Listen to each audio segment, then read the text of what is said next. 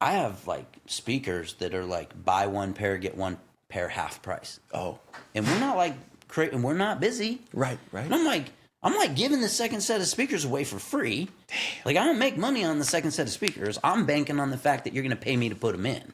That's what. So I'm giving up making money on the speaker, hoping that you're going to pay us to put them in because I make money there. The installation. Yeah, the installation. But now I'm like, I look at my store and I'm like, we got buy one get one half off speakers, but charged me $15.50 for a. I'm like, what is wrong? But you know, my industries, they don't need that shit.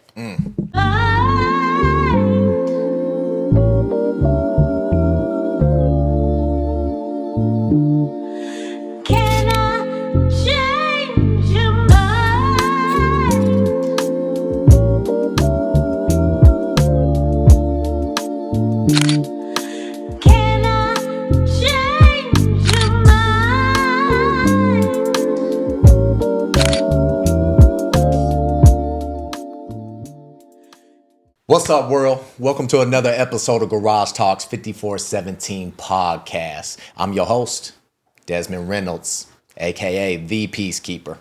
And as you know, we got another wonderful guest today, an entrepreneur, a businessman. Might have took care of your sound system if you live around here in Oregon. A man that's been holding business down for 30 plus years. And hey, when you see his face and hear his voice, you're going to know exactly who it is. So let me go ahead and introduce Mr. Brad, as in Brad Cartoons. Hey, what's up? What's up, my brother? Thank you for inviting me over, man. I appreciate this. Hey, thanks for coming through. It's an honor, Brad. Yeah. I've been working that for a couple months, but finally made it happen. Absolutely. So, that's good. I know. I hit you up like the summertime, man. Yeah, it was like June or July. I think it's June because I said, well, I'm going to be there for the whole month of July. And then we just didn't connect. Man, so July was busy for me. And I know you're busy all the time. Yeah, summer's busy. Yeah. Yeah. So, and then we took off. I was gone for the whole month of October. So, yeah. Now I'm back. Now Every other week, baby. Hey, you know, I knew it would work out. Shout out to my mom. I mean, I know you and my mom go way back, and you guys known each other. Then, of course, I've known you since I was a kid. Yeah. And I was like, my mom was like, you need to have Brad on here. And she brought it up? She brought you up. Oh, and I awesome. was like, light bulb, bing. Yeah. Absolutely, we need to have Brad. Yeah, that's awesome. Good. That's good looking out for Christy. That's cool. Yeah, hopefully she pops up here soon. But yeah, that was my mom. She was like, you need to get Brad. Looked me dead in my eyes. I was like, you're absolutely right. Yep. Yeah, it's been a long time. I don't remember. I used to see her all the time when I was buying Christmas stuff for the old lady when I would go into the Victoria's Secret. The Victoria. She's in there. Victoria, don't tell nobody. Yeah. Yeah. I hear you, Brad. That's man. Brad, real quick while it's fresh in my mind, you just got back from Italy, right? Yeah, I was my oldest son and I, Truxton, he's 13. I won a trip from Kenwood to go to Portugal for a week. How did you win? It's like a sales contest you buy into. And since it was my first year being a Kenwood dealer, the goal was relatively low, per se. So I was started a month behind, so I still had some makeup to do. But you hit the sales goal, and it was a trip for two to Portugal. What? And they covered the airfare, transportation, and the hotel, and they put us up at the Ritz-Carlton. And when you say Kenwood, speakers. Yep, amps, speakers, stereos, yeah. And you started a month behind? I was a month behind when they started the contest. It started in December. I didn't become an authorized dealer until January, so my first order didn't go in until the end of January, and so I had some makeup to do. So we hit it hard and got what we needed to get. And you made up in one. We got it. And then the trip to Portugal, I was like, well, shoot, if you're gonna fly for 14 hours from Phoenix to Portugal, I was like, well, will we do that? I was like, my son is on fall break that same time. Okay. Like the first 2 weeks of October. So I was like, man, pull him out a couple of days early. Yep. And then let's pick somewhere else to go. So me and him just sat down on the couch and we just looked at like Spain. Mm-hmm. We looked at France. Mm-hmm. We looked at Germany. Because we're just looking, well, where else could we go? If we get to Portugal, I would be responsible for wherever else we went. Right. And get back to Portugal and then do our Kenwood trip. Wow. And so we ended up going 11 days early. Oh. And we ended up looking at everything that we looked at. We both went to like Italy and we looked at everything in Italy. And both of us were like, oh my gosh, I want to see that. Oh, I want to see that. Oh, that would be cool. And so we just said, we'll just do 11 days in Italy. Man. So we started in Venice, spent two days and 3 nights in Venice. Then we took the train to Florence, How was the train experience? Awesome. Was it? Dude, so the train's I see the videos, so I'm like, they go fast. Like, and I'm like, I don't know the math exactly, but I think we calculated it out to be like 88 miles an hour on a train, which is just hauling ass. But the cool part was when you're there, it's like your train departs at 12:28. Okay. Right. And so there's hundreds of people standing around looking up at these screens, and you're like, where is our train? Like, I don't know. We had running back and forth trying to get people in Italy to tell us where our train would be. I'm showing them, and they're like, it'll be up on the screen. And Did then you have to use Translate or anything? No, or? I didn't do that. There was plenty of people were speaking some broken English. It was fine. Cool. But so you have everybody huddled around these screens looking up, and then all of a sudden your train pops up and it arrives in 4 minutes. And then everybody starts running to that platform wherever the train was coming in. But you literally only have like 10 minutes, 11 minutes. That thing leaves exactly 12:28. So that's where you have all these people huddling around the screen to see what platform it's coming in on, and then you got to jam over there and get on. Oh my goodness. So it was cool that they were just like on it to the minute. It's leaving at that time. If you're not on it, you missed it. Yeah. Dang. So the trains were cool, and they go fast, and they have it dialed in. It's weird to me that we don't have anything like that here. I was about to say American time. You got a little 5-10 minute grace period sometimes. Yeah. If you're lucky. Yeah, it's not like that here. Man. I don't know why, but it's just not put together the same, I guess. I don't know. Right. Infrastructure for trains, it's pretty popular. A lot of the times we're going in tunnels too. Long tunnels to where your ear pressure changes. Are you serious? Yeah, and you could tell when you're about to come out of the tunnel because your ear pressure changes right before you come out of the tunnel. Damn. Yeah. I would have took a drink, been like, look, I'm chilling. It goes fast though. Like what's fast? Like 2 hours? Yeah, 2 hours. Okay. Yeah, we went from Venice to Florence in 2 hours. Then we went from Florence to Rome in 2 hours. And then we took a slower train down to Salerno one day. I mean, we could spend a whole podcast just talking about that. But we did 11 days in Italy. And I just picked 1 day excursion to each city. So we didn't like overload ourselves. So we did we went and saw the island where they originated glass, where they invented glass, supposedly. Okay. So we went to this island. So that was like a day long cruise around on this boat. Because in Venice, it's really weird. I didn't know this. There's no cars in Venice. The city of Venice, there's no cars, there's no bicycles. Word? Everybody walks and you're on these boats. It's like if we had bus routes, right? The EMX line. Right.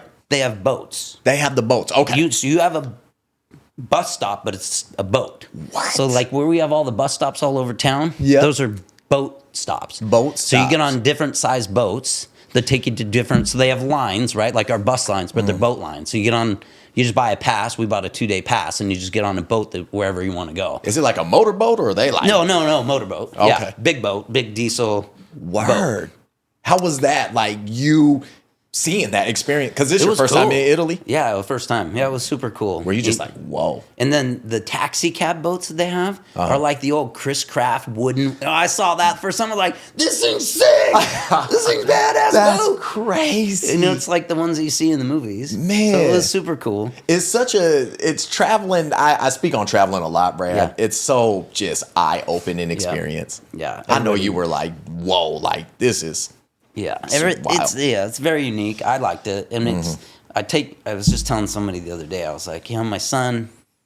Part of this was, I think, my fault that he just couldn't live in the moment, and for me, living in the moment, be just walking around and just taking in everything that's around you, right? Gotcha, whether it's the different trees, whether it's the different buildings, whether it's all the little footbridges going over, or the people, and I made the mistake of letting him play on his phone.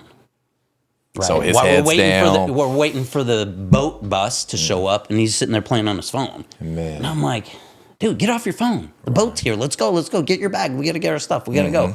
And then so I was like, what stop do we need to get off at? So I was trying to get him to engage and like figure out where we're going and what we need to do. And he just, he's 13. And a lot of that is my fault and his mom's fault for letting him be on their phone too much. So I think now trying to take that away is difficult. For sure. But, he just didn't live in the moment, which is, I guess, understandable when you're 13. Mm-hmm. You just want to be on your phone and play. Well, when you were 13, you didn't think you'd be in bike. Right. The mom's like, get out of the house. Yeah, for real. And you're not in Italy. You're at home. We're just at home. In Idaho, right? You're from Idaho. Boise. Yeah, Boise. Shout out. Okay. Yeah. So, it's funny because you're like, boy, I worked this hard. I got us in Italy right now. Yep. And you trying to go like this? Play on your phone. You could do that at your mom's house. You could do that at my house. Right. Get off your damn phone. How many people would wish, I'm one of them, would be in Italy? Yeah. Let's be real. And just absorb it. Absorb. We did some fun stuff, but like I said, I wish I would have kept him off his phone more. For sure. But we did that in Venice, and we did the little. I'm drawing a blank. We did. We go to some. Do you know what a basilica is? No, I don't. Well, it's like a church, but they have where they have. What is it called? When they have dead people and they're like mourning them, or they light a candle in front of it. Yes, I know. Gosh, what is that? And they just had old famous people that died, and it was like they're gonna paying their respect. Yeah, exactly. However, so they have all these basilicas, and you walk in, and they're grand, and they have all these cool paintings everywhere on the ceilings and stuff. And then we would go and be like, "Whoa, this is freaking crazy, awesome!" Right. And then you go to another one because this other famous person was buried there, and you walk in, you're like, "Whoa, this is crazy!" And then after like the third or fourth one, you're like, "This looks the same." They're not the same, but you don't know. And then your 13-year-old son's like, "Another one of these," like, yeah. So after like 4, you're like, okay, we can't do any more of these. Man. So then when we went to Florence, we got our hotel, and the one trip that I planned in Florence was to go. We had a full day of just a guide and me and my son in his car in a shuttle, like a little transit. It was a Mercedes van or whatever. Take us to Pisa. So we went to the Leaning Tower of Pisa, and we did the steps all the way to the top, and then came back down. Were and you then tired? It wasn't too bad. It was like 280 steps or something. It wasn't terrible. That's doable. It was easy. The weird part was going up and then coming back down. You could tell when you're going up the leaning side because it was harder to get up because it was steeper because you're going around and it's leaning, so you have more angle to climb. Man, that was pretty cool. That's what's up. And then we did that. And then we did the basilica there, and it was one of those things. It was like, it was cool, but it was one more thing. It was like, we already seen these. Different place. And then we spent like 2 hours there. How was the food? Honestly, it was okay for me. It was burgers and fries kind of guy, aren't you? Yeah, man, I'm like a steak, potatoes, and I love breakfast. Right. The Italy breakfast consisted of a pastry and a cup of coffee. Shit. That was it. Everywhere you went was a pastry and a cup of coffee, which is okay. Right. That's how they stay in shape over there. But my poor son was like, he had one croissant one morning and was like, I don't really like these. And I was like, get the one with the chocolate in it. Right. So he was like, I don't know. So I got the chocolate one. He takes his little tiny pinch. No, I don't like that chocolate. Damn. I'm like, yeah, you're killing me, kid. Right. So most of the days, almost every day, he got hot chocolate for breakfast because he didn't want to eat anything. What? So they had like at one hotel they had their little continental breakfast, and it was fruit and cheese, and it wasn't like I like cheese right out of the refrigerator. I like eating that cold cheese. No, it's like room temperature cheese, and then they had like beans for breakfast, and then they had eggs, right? But it's all powdered eggs, and they're all mushy, runny, and it's like gross. And then they had bacon. It wasn't bacon. It was like really thin sliced ham that was rubbery, and I was like, ugh, I don't even want to eat this. It was not great. So that was breakfast. So he had hot chocolate, and then he's complaining. He's like, well, they use milk. They don't use milk for the hot chocolate. They use water. And I was like, you spoiled little kid. He caught gotta that. have the milk. No milk. They had water for their hot chocolate. So anyway, he was disappointed. But when it came down to like, the pizza was really good. I like the wood-fired, the burnt bottom part of the pizza. That was really good. True. Almost everywhere had wood-fired type pizza. Right. But that's what's up. as far as like the rest of it was like, meh, Food it was okay. It was all right. We did the steak Florentine, which was like the signature of Florence. So we spent one night that we had make a reservation for dinner at this Florentine steakhouse, and I was like, yeah, we're doing that. And the guy was like, you too? And I was like, yeah, and because it's a dinner for two. Okay. Right? I mean, you got your 13-year-old son, and they bring out this steak that's massive, and they do the salt over it, and they cut it for you right there. Right in front of you, yeah. So that part was super cool. Cut through and then, it like butter, huh? Yeah, my son's like, was this the best steak of your life, Dad? And I was like, actually, I like the filet better, but whatever. Yeah, it was fine, but it wasn't like off the charts. So I don't know.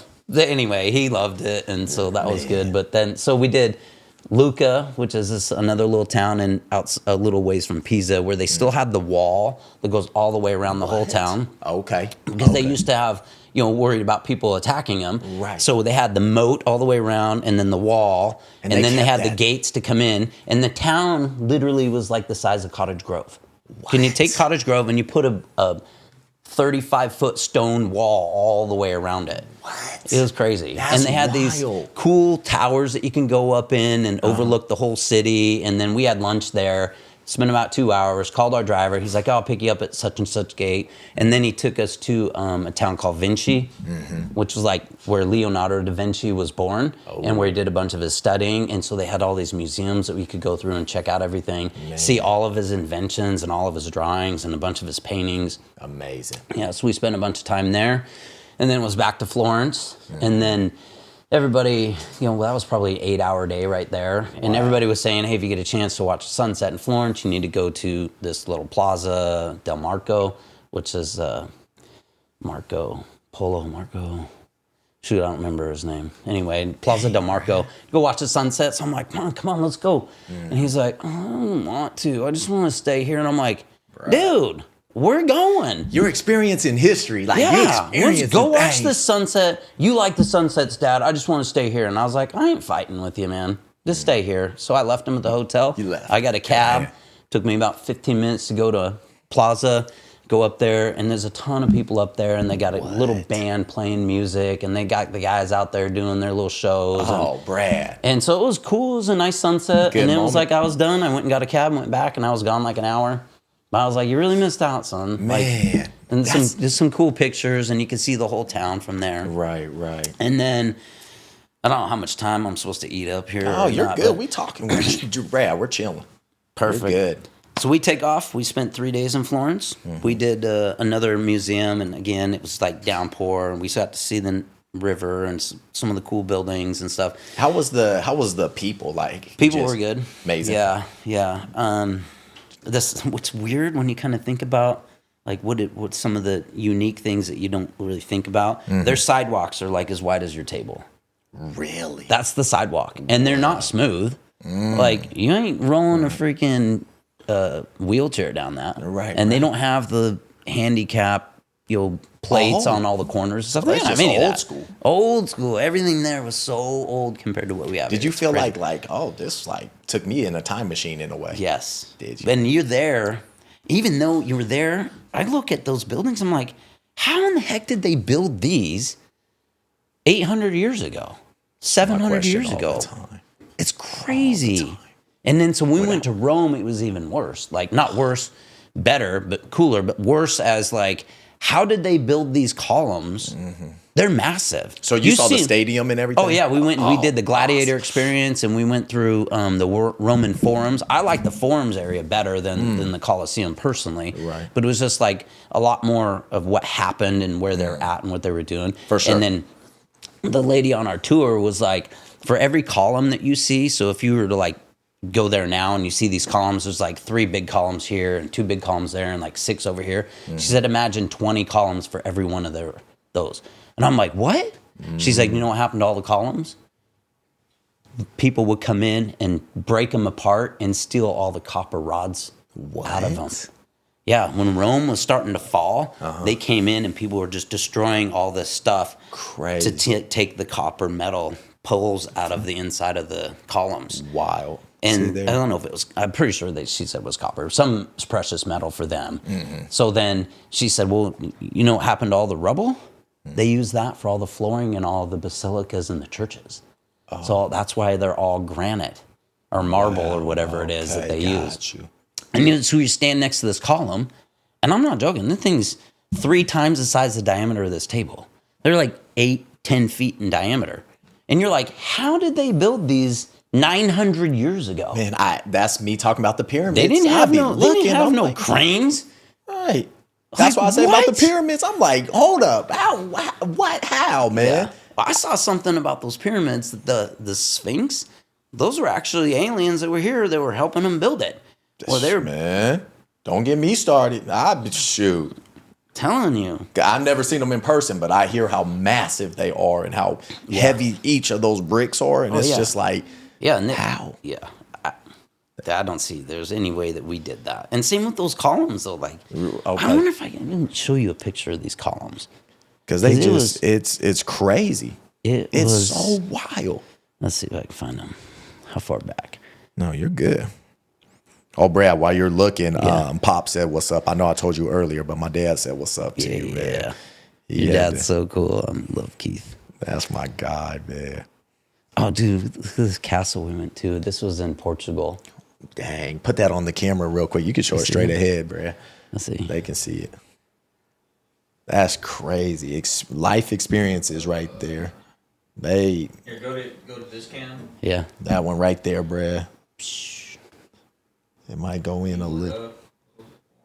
That's crazy. Super bright. Oh, yeah. You good, B. But, yeah, that's... Could you put your drinks on the other table? Yeah. Oh, yeah. Thank you. Got to get that logo set just right there. The experience is, man, I love it. Yeah. Let me see. What was I looking at in Rome? I wanted to find these columns. Man. Let's see. I had a couple of them. Like, went to Italy. I'm trying to think. There's a coastal town I wanted to go to. That's one column. Dang, is that you? That's me. That's you right there? Yeah. Jeez. Wild. Just wild. He got the duck shirt on. He got that Oregon. Let's go. That was one of Eric's shirts. I represent for him in Europe. Is that the duck around and find out? Duck around and find out? Man, he represented. That's awesome, Brad. That's awesome, mate. Yeah. It was just, everything was just massive there. It's weird. It's weird that how big it was and what they were working with and how they did it. Doesn't make sense. Man. So we left, so we did that in Rome. We had one day we were just screwing around by ourselves, and one day that we did this tour. And I was there, and some people sitting next to us at breakfast, they were talking about going to Amalfi, the Amalfi Coast. And I've heard like a bunch of people talking about it. And That's I was like, what I was. I was like, well, I want to see the Amalfi Coast. And so I called my friend Lori Quimby, who's a travel agent here, and I just I texted her and I said, hey, can you look into getting me a train ticket to Amalfi and back? Like, I don't know how comfortable I am doing it myself. So you just call her up and she looks into it. I emailed her, I texted her, and she said, oh, I'm sorry, I'm traveling myself right now. I can't do that. And so I was like, shoot, we're trying to do this tomorrow. So I was like, you know what? I'm going to figure this out. Right. So I got on the train schedule and like online, and I was like, okay, we need to get from Rome to Amalfi, and the only way to get to Amalfi directly, you can't get there on train, you have to take a boat. And so we took a boat or a train to Salerno, and so I'm just looking on the map and I'm like figuring out where the train map would overlay, and I'm like, okay, we can get to Salerno, and it's right there. It's like 4 or 5 blocks from the water. And then I saw some dashes in the ocean, and I'm like, well, that's got to be a boat ferry route. Gotcha. Right? So I'm like, okay, let me book this. And we'll just get down there, and if we only make it to Salerno, whatever. But it looks like we could probably get to Amalfi. So I book them that night. I was Were you nervous? Were you like, I hope this takes me right? Well, this is the right way, because you don't know. So our train was at 6:30 in the morning. Me and Truxton, we just get up and we just grab backpacks and let's go. And we got on the train. We got to our train station. We got on a train, and it was 3 hours. I think maybe we got up at 6:30 and the train was 7:30. Because we got to Salerno at like 10:30 in the morning. We got to our stop. We get off. We walk out, and I was like, oh, shit. Coffee and pastry shop. There you go. There we go. So I got a cup of coffee. And it was like, I'm like looking at the map, and I'm like, well, I think we got to go west is this way, and there's a road. We'll just go that road, and we'll just head towards the water. We get down there, and I was like, I really just want to see the water, right? I don't know if it was the Mediterranean Sea or what sea that was, but we get down there and get to see the ocean, and I'm like, this is a big marina right here. And so we start walking towards the marina, and we see a whole bunch of people and some music, and I see a ferry boat coming in. And so we walk over, and I just went up to the ticket counter and I said, hey, we want to get to Amalfi. And he's like, yeah, no problem, $21 for two. And I was like, oh, okay. I said, what time? And he said, the boat's docking right now. When they unload, you get on.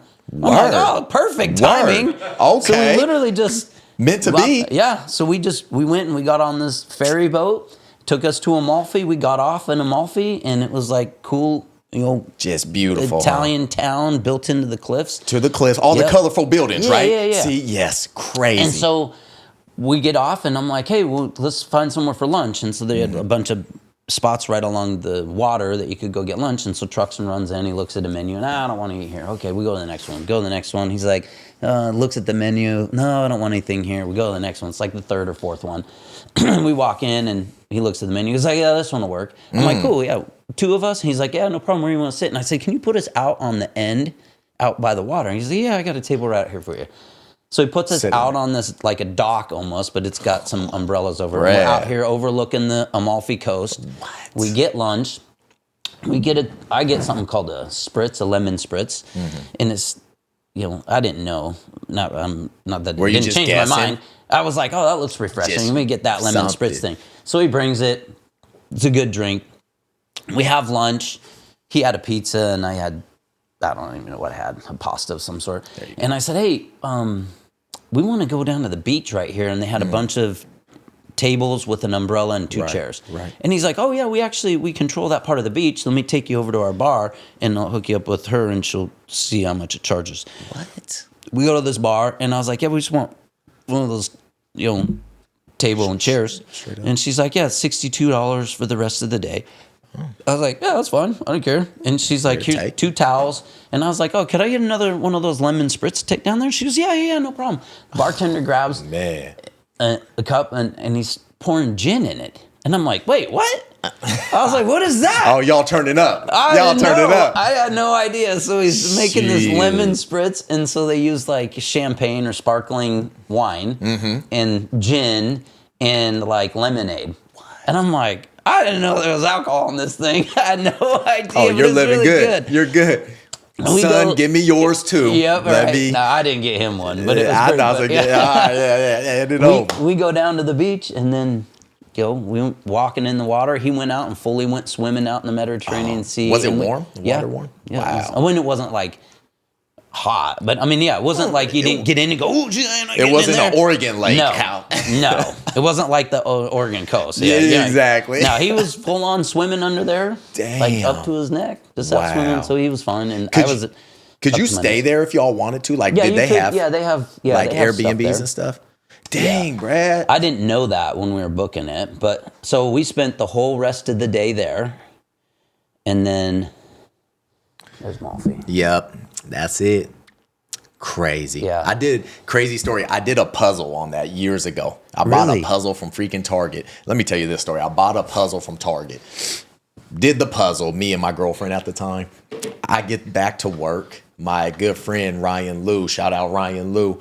He gets back from his vacation, and lo and behold, that's where he was at. He's showing me pictures. I was mad as hell. I said, "Damn, Brian, I'm doing a puzzle and you're there." Yeah, I'm doing a puzzle from Target and you're there. I was like, "Damn it, man, that's goals, man. That's goals." That was a fun trip. So when we got done, we spent about 4 hours down on the beach. Yeah, met some cool people, and then we got back on the boat. Took us back to Salerno. Got on our train. We were back at the hotel at 11:30 that night, so we were gone like most of the day, and then I think the next day, or maybe 2 days later, I think we had a space in there. One day that we were just screwing around, and then we flew back to Portugal, and then that's when we had our 7 days in Portugal. And then had your the won Kenwood trip, yeah. So chef's kiss. Yeah, it was cool. And then by that time, Truxton was like we went and did stuff we had planned to go do things, and like maybe the second day or third day he was like, please just stay at the hotel. I don't want to go anywhere. I don't want to do anything. I'm like, Them kids, man. Them damn kids, man. So I'm like, okay, we're going to take one day and we're just going to stay at the resort. Just chill. We're just going to chill. We got up in the morning. We played on our phones. We took showers. We got dressed. We went down to the breakfast place. We had breakfast. Go back to the room. We played on our phones. He ordered room service for the first time in his life. He's like, what? They can deliver the food to our room? I'm like, yeah. Knock yourself out, kid. They showed up, got him a cheeseburger and some fries. He's like, this is so cool. Sitting on the edge of the bed with their little roller cart in front of him. He's eating off the roller cart. He was loving it. So my cousin, Brad, I got to tell you, my cousin, he's 30. He turned 30 this year. He was just like your son in Mexico. We went to Mexico, mate. Man, let me tell you, he was like, for real, just whatever. And I said, yeah, you paid your ticket. You're good. Yeah. He's like, I just ordered all inclusive. Yep. So you know what it's like. It's like, man, it's a blessing. I said, you work hard, man. So he was just like your son. He's like, I can order anytime. That's so funny. Knock yourself out. Yep. So we had that one day that we just played on our phones. Good. Which I was like, I wasn't excited about it. And then I was like, I get antsy. Like, I'm not a sit around. I take you as a, always got to do something. Yeah, that's I'm all.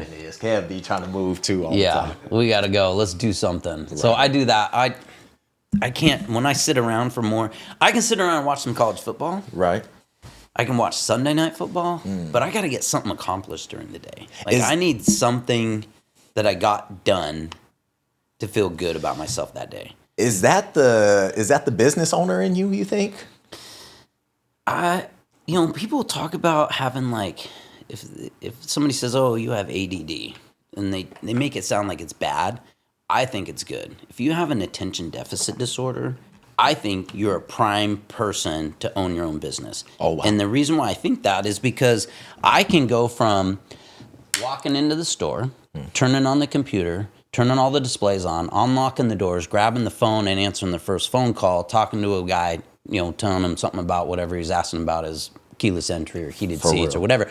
Get off the phone, grab the vacuum, do all the vacuuming, grab the till, put it in the, the till drawer in the till, get the computer turned on, talk to the first couple employees that walk in, answer another phone call, put an invoice in the computer, start a purchase order, go out and help the guys out in the shop real quick with whatever question they had going on. Customer walks in, you can deal with the customer, get it done with that customer, answer the phone. Wow. Right. So, you can do these things if you have that, like that ability to just multitask in all these different directions. I think that's having ADD. Like, you have an attention deficit disorder where you can't focus on something more than 5 or 10 or 15 minutes at one time. Like you'd be a perfect business owner, man, because you could receive inventory, pay some bills, talk to a customer, answer the phone, help your guys out in the shop, go out and blow off your parking lot with a leaf blower, come back in, answer the phone, and that's what it came down to for me. Mm-hmm. And I think maybe that part of not accomplishing something like every day, I don't know if that has something to do with the business owner part of me, or if it's just, I just like to feel like I accomplished something. I feel like most leaders is like that, though. Like, you being task oriented. Somebody said before on the podcast that first thing that they do, make their bed. Yep. They said they have to check it. About 5 or 6 days a week, I make my bed. For sure. I get up, for sure, brush teeth, I take some Shilajit, and then get some iced coffee, make sure the kids are going. Yeah. Then while they're like eating their breakfast, I run back into my room and make the bed. How hard was it, like, when you started being a business owner, an entrepreneur? That's a popular word now in the social media world, entrepreneur, but being a startup company. Yeah, that's like everybody's doing a startup. Everybody started up. Well, I think I did a startup company. You like the OG of it though, Brad. Like, I think of you, I'm like, yo, he's boots to the ground, OG, building it up. Yeah. How was it hard for you? No. So even I making your own schedule, That was easy. I just worked. For me, I was like, I knew that from being in the industry, running the other shop for 14 years, I just knew this is what needs to be done. And so for me, when I opened my shop and it started to become successful in like about a year, I knew I was going to make it in like a year. I knew it was going to be good. Okay. So in that year, I thought to myself, oh my gosh, everybody should own their own business. It's so easy. so dope. I love that. So that's I love that. You know, for me, that's what it was, and For sure. And it got harder when you started getting bigger, and you didn't have specific systems and procedures in place For the volume? for the people that started to work for you. When it was just me and like the first, I don't know how far back you want me to go. Okay, You're good. Go. my business, Brad's Cartoons, was absolutely not even an idea on my radar on April 2nd of 2008. Okay, I worked for somebody else April 2nd, 2008. April 3rd, I show up to work, and the first half hour I'm there, I'm vacuuming, turning on displays, and getting the till, and like opening the bay doors, and just that kind of stuff, right? So you were working for Somebody else. Somebody else. Same I can business. Say, I mean, yeah, same industry. Same industry. Right down the street from this other shop, where my shop is now. April 3rd, 3 out of the 5 guys that worked at a competitor called me looking for a job. Really? And I'm like, what is going on? And that was a Thursday. And I'm like, finally the third guy that called me, Billy, and I was like, what happened? And he's like, dude, we just all showed up this morning. The owner handed everybody their final paychecks and said, sorry, and just shut it down. I'm like, what? So wow. I had to see it from my own eyes, right? I wanted to see, is this legit? Like one of our competitors just went out of business. For sure. So 5 blocks, I drive down there, I pull in the parking lot. Butch Quintana was the GM, and Jack Fawcett was the owner, and Kevin was their installer there. Kevin's in there pulling all the gear off display. Butch introduces me to Jack Fawcett, and I was like, dude, what happened? He's like, well, you know, I just got to the point where I wasn't making money here. Well, why am I going to keep this business open if I'm not making money? Absolutely. And I was like, what are you going to do with the building? Because he owned the building. He said, well, I'll lease it out. And I was like, well, how much are you trying to get? And he's like, well, you know, I think we can get $3,000 a month. And I was like, oh. And he's like, well, are you interested? And I was like, man, no, this is a pipe dream for me, dude. And he's like, well, come on, let's go in the back room and talk about it. We can leave these guys. Sure. So we go in this back room, and he said, look, you've been in the industry a long time. You could probably make this happen. I was like, I don't know. How old were you then? So 16, I was 34. Wow. Okay. 34. Okay. All right, so I'm 50 now, and it's been 16 and a half years. So, yeah, 34. Shout out. So, me and Jack are back there, and he's like, can you do 2,500? And I was like, man, I was thinking like more like 1,000. And he was like, I can't do 1,000. He's like, could you do $2,000? I said, maybe I could do 1,500. And he's like, okay, this is what we're gonna do.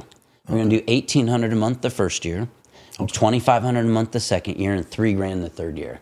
And I was like, maybe I could do that. And I said, well, if we do that, could you help me out and give me like the first month for free?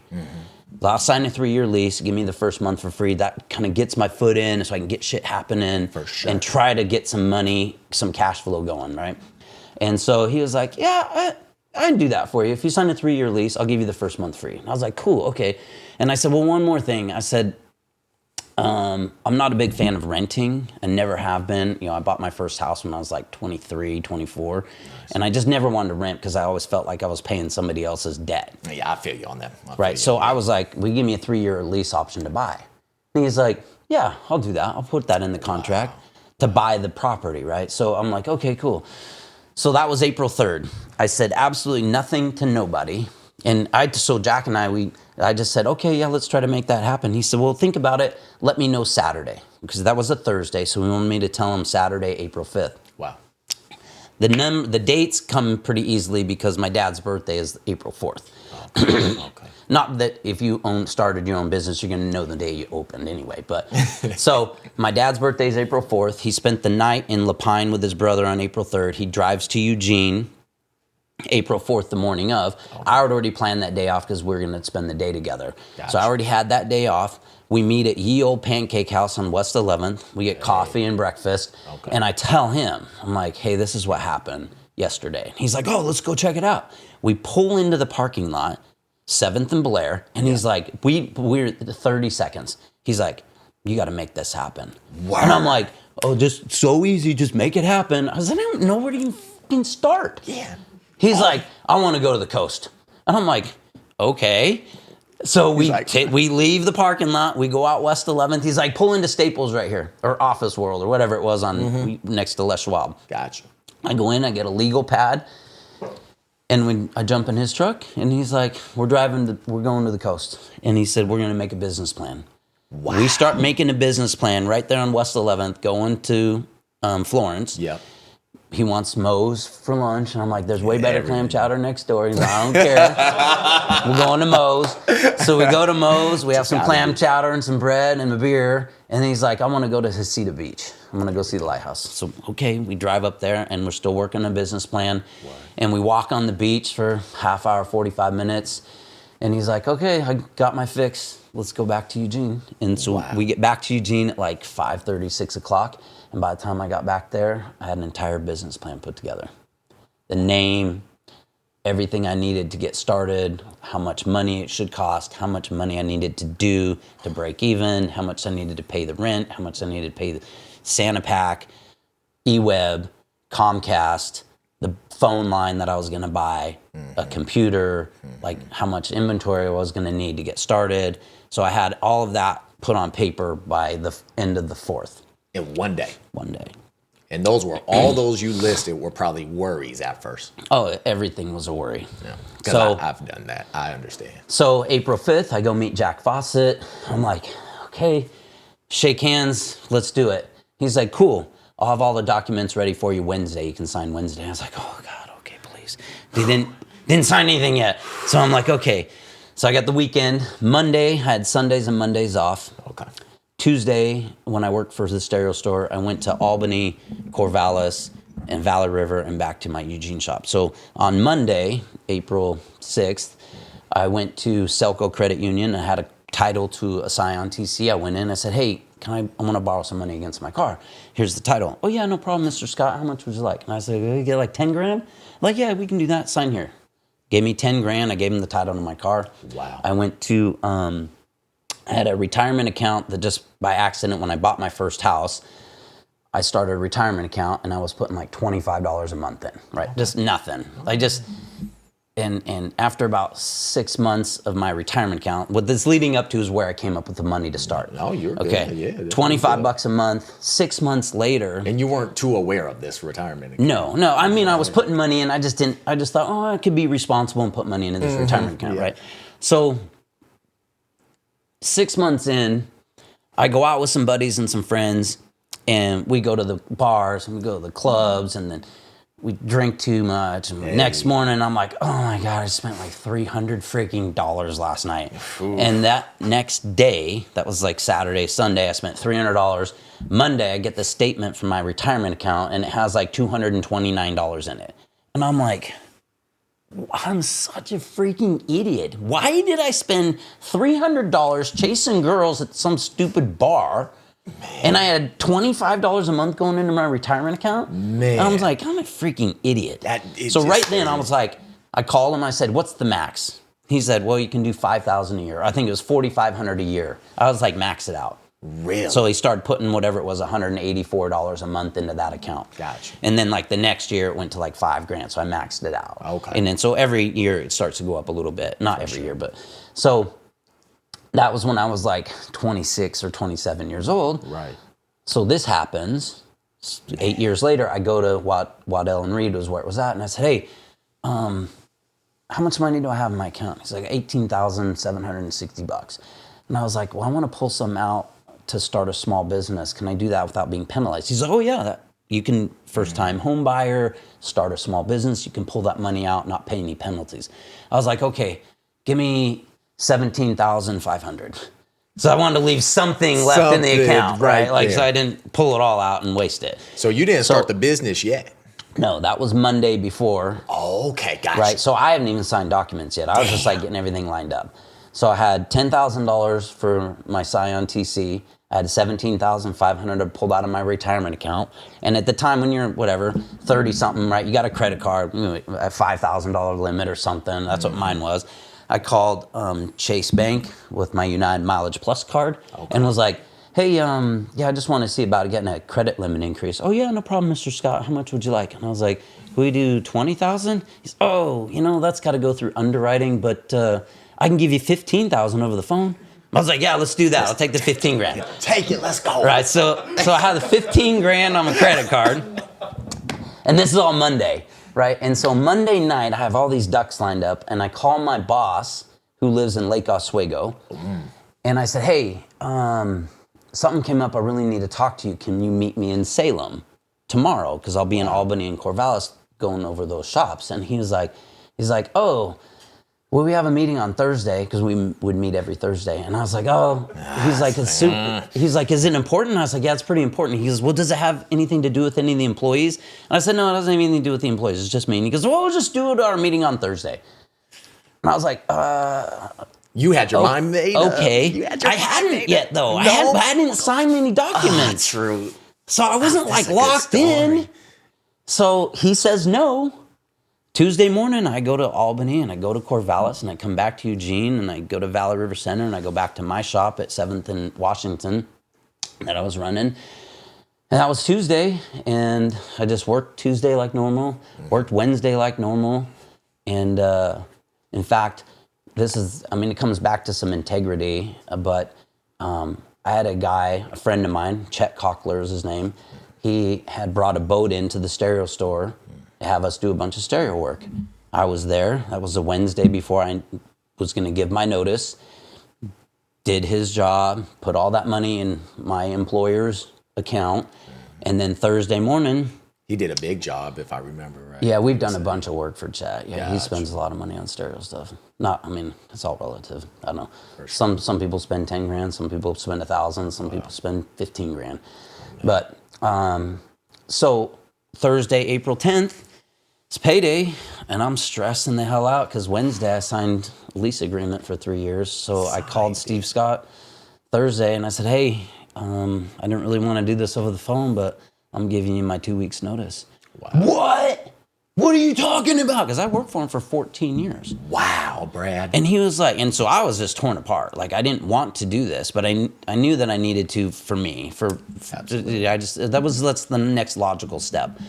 Was running somebody else's business for 12 years and working there for 14 is to go do your own thing.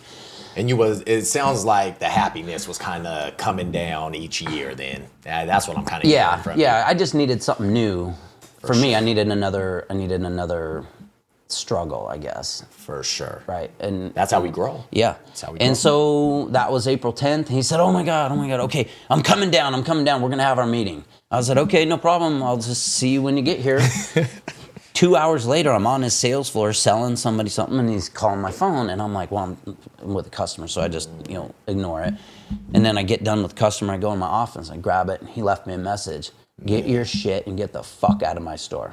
What? That's what he said to you? Oh my God. Has he ever talked to you like that before? Oh, damn. No. And I was like, oh, shit. And so I was like, okay. I started cleaning out my office, and the employees are like, hey, well, what are you doing? I said, I'm cleaning out my office. And they're like, yeah, it looks like you're like cleaning it out. And I said, I am. I gave my notice, and Steve told me to get my shit and get the fuck out. And they were like, what? And so I went out in the shop, and the shop, we all have toolboxes out there. And, we do a stereo for you, and we keep a used harness or antenna adapter or some butt connectors or screws or whatever, and you just throw them in your toolbox. You start collecting stuff over 10 years, right? Okay. So I had the shop manager, Mike, come over, and I said, hey, man, I'm leaving. Go through my toolbox and take out whatever you think I don't deserve to keep. He went through, opened the top drawer, brought out a bunch of stuff, opened the second drawer, grabbed a couple things, and he's like, you know what, man? When I leave here, I'm going to be going through my toolbox. Open my toolbox and just push it all back in. So I was like, okay. I called a friend of mine, JJ Hunsaker, and I said, hey, man, you just got your little flatbed trailer? And he's like, yeah, I'm at the dump right now. And I was like, dude, I need some help. He's like, well, what do you mean? And I said, I need to move a toolbox. He's like, right now? And I was like, yeah, I need it, help right now. And he goes, well, how far away? And I was like, 5 blocks. Oh, okay. Yeah, I'll be there in a few minutes. So he comes up with his truck and trailer, backed it up to the bay, and we rolled my toolbox into the trailer, strapped it all down. And I didn't even get a chance to talk to Steve. I grabbed my shit and got everything out of there, and I was done. And I gave my keys to Demario Walrod, who was my assistant manager, and I said, hey, man, here's the keys, here's the deposit. I said, if you have questions on anything, I said, I'm right down the street, but just feel free to call me. I will help you out. Absolutely. And he was like, yeah, okay. I mean, this is really odd. And I was like, I know. Did you ever talk to Steve since then? Yeah, we've talked since then. Okay, yeah. that's cool. And that's been, cool. I mean, it's been 16 and a half years now. So it's crazy. That's wild, Brad. Dude, the story goes on. So that was right. I had this. Wild. I set up a bank account with U.S. Bank, and the U.S. Bank person helped me get everything set up for the business.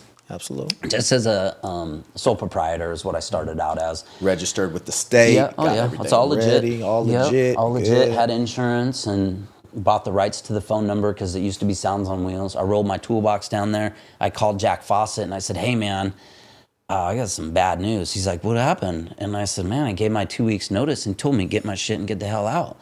And he's like, I saw that coming. I was like, you did? And he's like, yeah. You didn't think he was going to figure out that you're going to be his new competitor? Competitor. I was like, oh, I didn't even look at it like that. I didn't know. Right. You're like, hey, look, I'm just trying to do good for myself. You a solid. I'm going to stick around 2 more weeks. I need to make some more money. For sure. And he was like, hell out of here. And so I'm like, so that was Thursday. I get my toolbox down there. I called a couple of reps, and one of them was a rep for a company called Seattle Electronics, a distributor. I called him. His name's Dave Gates. He's still a rep for me. And he was like, oh my gosh, Brad, okay, we got to get together tomorrow. I'll meet you in Portland. And I was like, okay, what time? He's like, the earlier the better. Yeah. And so I met with him at like 10 a.m. in Portland, and I signed dealer agreements for like AutoPage security systems, PowerBase, Sony, Panasonic, Eclipse. Gotcha. And these are all lines that I could buy direct from the distributor. Okay. And Dave had known me from working at the other place for 10 years. And he's like, listen, I can help you out. I'm going to put it on I'm going to give you a line of credit. It's 10 grand. But if you fuck me over, it's on me. So don't screw me over. I was like, I would never do that. And he goes, yeah, but you just don't know. You're not in business yet. But I'm going to gamble for you. Absolutely. And so we went up there. I signed dealer agreements with all these places, with all these manufacturers. I made opening orders with all this stuff. Wow. And then I was like, I need stuff like right away. And he goes, well, this stuff should be there by Tuesday. This was Friday. Was it trippy, Brad? Like, you're doing what you did for 14 years, but now for yourself? Like, was it a weird transition for you? No, I didn't look at it like that. I just looked at it like, okay, I'm starting from zero. I need to get inventory to sell. And then, so even that day, I was like, hey, is Phoenix Gold's up here? Phoenix Gold used to be based in Portland. And so we went to Phoenix Gold headquarters. Right. I signed a dealer agreement with them right there. And literally they walked me through the warehouse, showed me all the product. And I said, okay, well, let's do an opening order. It's got to be $5,000. I said, let's do it. And they said, we need your credit card. Right. So I gave them $5,000 opening order with a credit card. Wow. And they shipped everything out that day. So on Monday, I started getting inventory.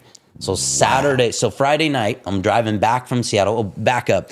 When I was talking to Dave, he was like, hey, there's a guy that owned a car stereo shop that shut down like 6 months ago. He's got a bunch of, knick-knack stuff in his garage. Here's his number. Yeah. I was like, I hit this guy up, and he's like, yeah, come over right now. So I go over there, and I'm on a little Scion TC. Dang. And he's like, he had a garage, whatever, like this, and he had a bunch of like half rolls of speaker wire, half rolls of primary wire, half rolls of power wire, fuse holders, crimp caps, butt connectors, ring terminals. He had all this stuff because he just closed the shop. Everything you needed. Yep. And I was like, he was like, just grab whatever you want, stack it in front of my driveway, and then we'll figure out a price. And he had like some speakers and just random stuff. So I had all this stuff stacked out in front of his driveway, and he's like, yeah, you got about $2,500 to $3,000 worth of stuff. Let's just call it $1,500. And I'm like, I was like, what? Dude. I said, well, I don't have $1,500 in my pocket. He goes, what do you mean? And I was like, I pulled out the wad of cash. I was like, I have like $517. And he's like, oh man. He's like, you know what? Man. Screw it. Give me just $500. Take it all. And so I got all this stuff to open a business for $500. Packed it full in my car. Drove back to Eugene. Went to Costco. Bought a neon open sign. Saturday morning, I was at the shop at 7:45. I took my wakeboard down there and put that in the window, and I opened up the bay doors, and I put the open sign on, and I had a couple of used stereos in my garage from whenever. I put a stereo on display, put some speakers on display, and turned it on. And I was like, okay. Here we go. Just I'm in you. business, just me. That day I did about $43. Somebody came in and bought some wiring pieces and parts to do an install, and I made like $43. I called Jeremy Hunsaker and Mike Day, JJ's brother, and I was like, hey man, you still got your gun? And he's like, yeah. And I was like, you need to bring it down here. And he's like, what? What are you talking about? And I said, you just need to come down here to the new shop like right now. And he's like, oh shit. So they come jamming down there, and then he's like, what's going on? I said, I need your gun. He's like, for what? I said, I'm gonna kill myself. Oh no. And he was like, what are you talking about? I said, dude, I had a job. I was making 72 grand a year, had 4 weeks paid vacation, paid health care. Wow. I gave up everything. I opened this shop. I did $43. Man. I said, I just fucked myself. What'd I do? I am fucking done. Wow. He was Brad. like, dude, stop. He's like, who did you tell? And I was like, well, I told you guys, and I told so-and-so. And he's like, get in your phone and start texting everybody. Wow. I was like, oh, that's a great idea. And by this time, it's like 6 o'clock or something. And Dang it. I was like, oh, this is not good. So I go down to a buddy of mine's bar, and Wow. his name's Mike. I go in and I see Mike, and I was telling him what happened. He's like, dude, this is not good. He's like, you're going to be fine. Mm-hmm. I've done a bunch of stereo. In fact, I did his nitro. Oh, shoot. I did a big system in his Dodge Nitro. So you guys, my first car I got myself is a Dodge Nitro. This man right here had my whole thing blowing up, going good, man. Had my trunk rattling. So that's awesome. Just a fun fact. Yeah, so Nitro. He had the Nitro. So he did a big system in his Nitro. So I go down there and I'm telling him what's happening, and he's like, dude, whatever you want. Tells his bartender, he's like, get Brad anything he wants. Whatever you want, I got it. Wow. So and you're so I'm sitting there at the end of the bar doing the text message thing, right? I'm going through texting. And at the time, like 17 years ago, your group text, it was like 10 or 15 people at a time. That was your max. Right. So I was sitting there just texting 10 or 15 people at a time. And my buddy Troy DeMello texted me back at like 10:30 at night. He's like, dude, do you seriously open your own shop? And I was like, yeah, I'm not sure how it's going to go, but I did. And he's like, I have a friend of mine whose son turned 16. He has an amp and a sub, but he needs a box and needs it installed. And it's going in this Tahoe. And I was like, does he want to do it tomorrow? And he's like, yeah, he's down for whenever. I said, tell him to meet me at the shop tomorrow at 11 o'clock. Okay. Dude and his son show up, got an amp and a sub. I had a little table saw, and I had some scrap wood. Yep. And boom. I built the speaker box, little 10-inch down-firing enclosure, and then I had all that scrap wiring and all the parts and pieces, installed the kid's amp. I was like, yeah, let's call it $320. I was done in like 2.5 hours. And he was like, yeah, good. So in 2.5 hours, I made $320. How'd that feel? And it felt like, oh my gosh, that's so much better. Then Monday comes around, and I started getting inventory to show up. And then I started getting phone calls. And a lot of the phone calls I started getting was from car dealerships, because the car dealerships use this company as an expediter. So they were calling, hey, we need to do backup sensors. And at the stereo store, we never did backup sensors. I was like, yeah, no problem. When do you want to do it? And he's like, yeah, we need to do that Thursday. I said, yeah, no problem. I'll put you on the schedule. I've never done backup sensors before. Wow. So I'm like, okay, well, it can't be that bad. There's another car stereo shop. So it's got to be the same shit we were doing that I could do it. You can do it. So I called my rep, Dave, and I was like, hey, backup sensors? He's like, yeah, we use these ones from Brand Motion. I was like, how much are they? I have no idea. And he's like, your backup sensor kit's going to run your cost is like $78. I said, what should I sell it for? And he said, well, most expediters are doing like $349 installed. Wow. And so it's like $150 in labor, $200 for the gear or something like that. Right. So I was like, okay, I need a set. And so I was like, well, I need 2. Send me 2. So anytime I was selling something and I was getting the money for it, I would buy 2 of them. Right. So that's how I started building my inventory. I didn't take any of the money. Got you. So you would just reinvest so I'm it. still 100%. I reinvested all of it. It's good to know. I was working for the stereo store January, February, March, and I quit April 10th. And I had made like $23,000 in that period of time. Got you. From April 10th until December 31st, I paid myself $2,000 a month. So in 8 months, I made 16 grand working for myself, and I made 23,000 in 3 months working for somebody else. So you're seeing. I didn't make any money. Right. But I shouldn't say it didn't make money. I was making money, but I wasn't getting the money. Got you. I would buy. I'll give you an example. I buy 4 10-inch power base subs. Got you. I would take 2 of them and put them in an enclosure and load it to display it. Then I would take the empty boxes and put them underneath the full ones. And I would stack them. So it looked like I had the 2 on display, but I had 4 ready to go. Wow. And it was just a mind trick to make a consumer come in and think, these guys are in business. This place looks full. Looks good. Half of the boxes were fucking empty. Wow, Brad. But it was just like I had to look like I was in business. Where'd you get this idea from? I don't even know where it came from. I want to say maybe my dad or, to be honest, I don't know. I just knew that if it didn't look like you were in business, people aren't going to think you're not in business. Your water there. Yeah. Wow. But it worked. But it worked. So, awesome. So I turned around and I would just literally, anytime I sold a dash kit or a wiring harness, I would take the profit and I'd just buy 2 more. So that's how I started building all the inventory. But I didn't take any money out of the business, and then we started doing a little bit of advertising. Absolutely. And within, I don't know, probably, I got a good story, a fun story. So I'm 5 blocks down the street, right? And I ran that other shop for 12 years and worked there for 14. So I'm now at my own shop, and it's not busy. And somebody that was like, well, people need to know that you're here. And I was like, okay, how do I tell people that I'm here? And I had a logo and everything done. So I went to a friend of mine that did the logos on the outside of the building within 3 weeks. And I said, hey, I need a banner that has my logo on it, and a 4x8 would be ideal, and that said Brad is here, cartoons. And on a 4x8 banner, I built this 4x8 sheet of plywood with these posts, and I put it on a trailer that I could wheel around in and out of the shop. I'd wheel it right out onto 7th, facing where everybody's driving down 7th. Brad is here, cartoons. And traffic is crazy where you're that's at. like the busiest corridor in Eugene is right there. Crazy. So I would have, every once in a while, I just get some drive-by traffic, and then friends would come in and be like, man, this is cool, you got your own shop. So this guy, JD, who was a fleet manager for a local plumbing company, and he would come into the stereo store and buy stuff from me, but he would come in and buy a stereo, buy some speakers, but he was like consistent. He would come in and he would spend $300 to $400 every other month on stuff for the fleet side. Wow. What he was managing. So it was like a guaranteed sale every time he came in for me. And he would always come in and look for me. I was just going to say, looking for you, He right? always looking for me.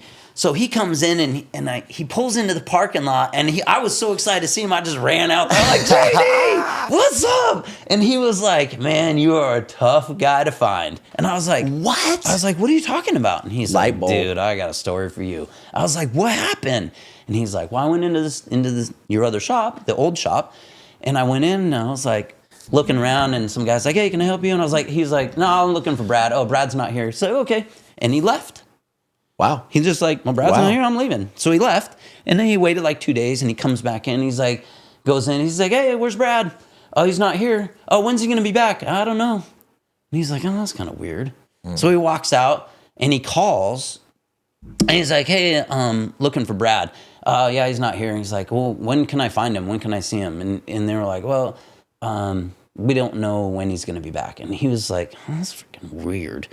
So he leaves. 2 days later, he walks in, and he's like, I'm looking for Brad. And they're like, what? Well, I did some work on his boat, and he owes me some money. And he's got it. Oh, he's 5 blocks up the street right here. He's got another shop. So something negative. It can tell right where he's 100%. I'm like, Isn't that something? Oh my God. So he's telling me the story, and I'm like, oh my God, JD, you're not serious. He's like, 100% serious. And so I fix him up. I get him what he needs. He leaves. I call down there, and I'm like, dude, you guys, you're shooting yourself in the foot. What are you talking about? I said, you're not telling people where I'm at. Well, do you blame us? We were told not to. I said, dude, if you tell a customer that you don't know where I'm at, and they figure it out 3 days later and know that you just lied and I'm 5 blocks down the street, and you know goddamn well I'm down the street, what does that make you look like? Liars. It doesn't matter. This is what we're told to do. I said, dude, do your job. Be a salesman. Qualify your customer. When JD comes in and you're like, Brad opened a shop down the street, but what were you looking for? Well, I really like these Pioneer radios. Brad's not authorized to sell Pioneer. Let me show you those Pioneer radios. Wow. Do your job and know. Integrity. Like, he doesn't sell Rockford. You looking for Rockford? He doesn't sell it. Let me show you some Rockford stuff. He's down the street, but he's just getting started. He doesn't have shit. Dang. You don't do that. Yeah, don't just lie to him. his Be like, face. yeah, we don't know where he's at. Right. And then they find out they knew where I was at. What is that customer gonna think? Bye. But it's like, okay, I just need to shut my mouth and let them shoot themselves in the foot. Oh yeah, absolutely. Worry about you and yours. Yep. And so it took me a little bit to get over that, but I did. And now going back and looking at business, we did I opened on the 12th. Between the 12th and the 30th of April, I did 18 grand. $18,000 in business, so averaged $1,000 a day by myself. And when I mean by myself, I mean get there at 8, unlock the doors, vacuum, turn the open sign on, get the till out, open the bay doors, make an order, answer the phone, take care of a warranty. So anybody that bought anything from that shop previously, I didn't turn anybody down. They came in like, oh, we have an issue that you guys put this stereo in 6 months ago. Okay, yeah, no problem. Let me get your keys and your name and your number. I didn't tell them it changed hands and say, well, I took over the business, but I'm not warranting anything. I didn't do any of that. I just took every single person who came in. I didn't charge them. I got in and see if I could fix it. And if it was something that I could fix, I did. Didn't charge them and send them on their way so that they would feel comfortable coming back again if they needed something else. How much dividends has that paid? Oh, dude, it's 1,000 times over. Because it just doesn't make sense for you to tell them, hey, well, this used to be Sounds on Wheels, and now I took it over, so I got to charge you. See. No, screw that, dude, because they're like, well, 2 weeks ago I was here. They don't know, so I just took them all. I was just like, dude, I got it. So for you, business integrity is huge. Oh, huge, yeah. Huge. And even now, I get people that, I feel like I can be a good judge of what's right and what's wrong. Good. And if we screw something up, I tell you. Good. There's a guy named Michael Hollingshead that owns Eugene Skin Diver, and maybe 8 or 9 years ago, we put a stereo system, backup camera and stereo in his truck, and we had the panel underneath his Ford F-250 pops off with some quarters. You can take it off and get to the bottom of the steering column to get your wiring. Well, I had taken it and slid it underneath the truck behind the tire. Somebody else got in and moved it and didn't know that I put it underneath there, and we ran it over. Broke it.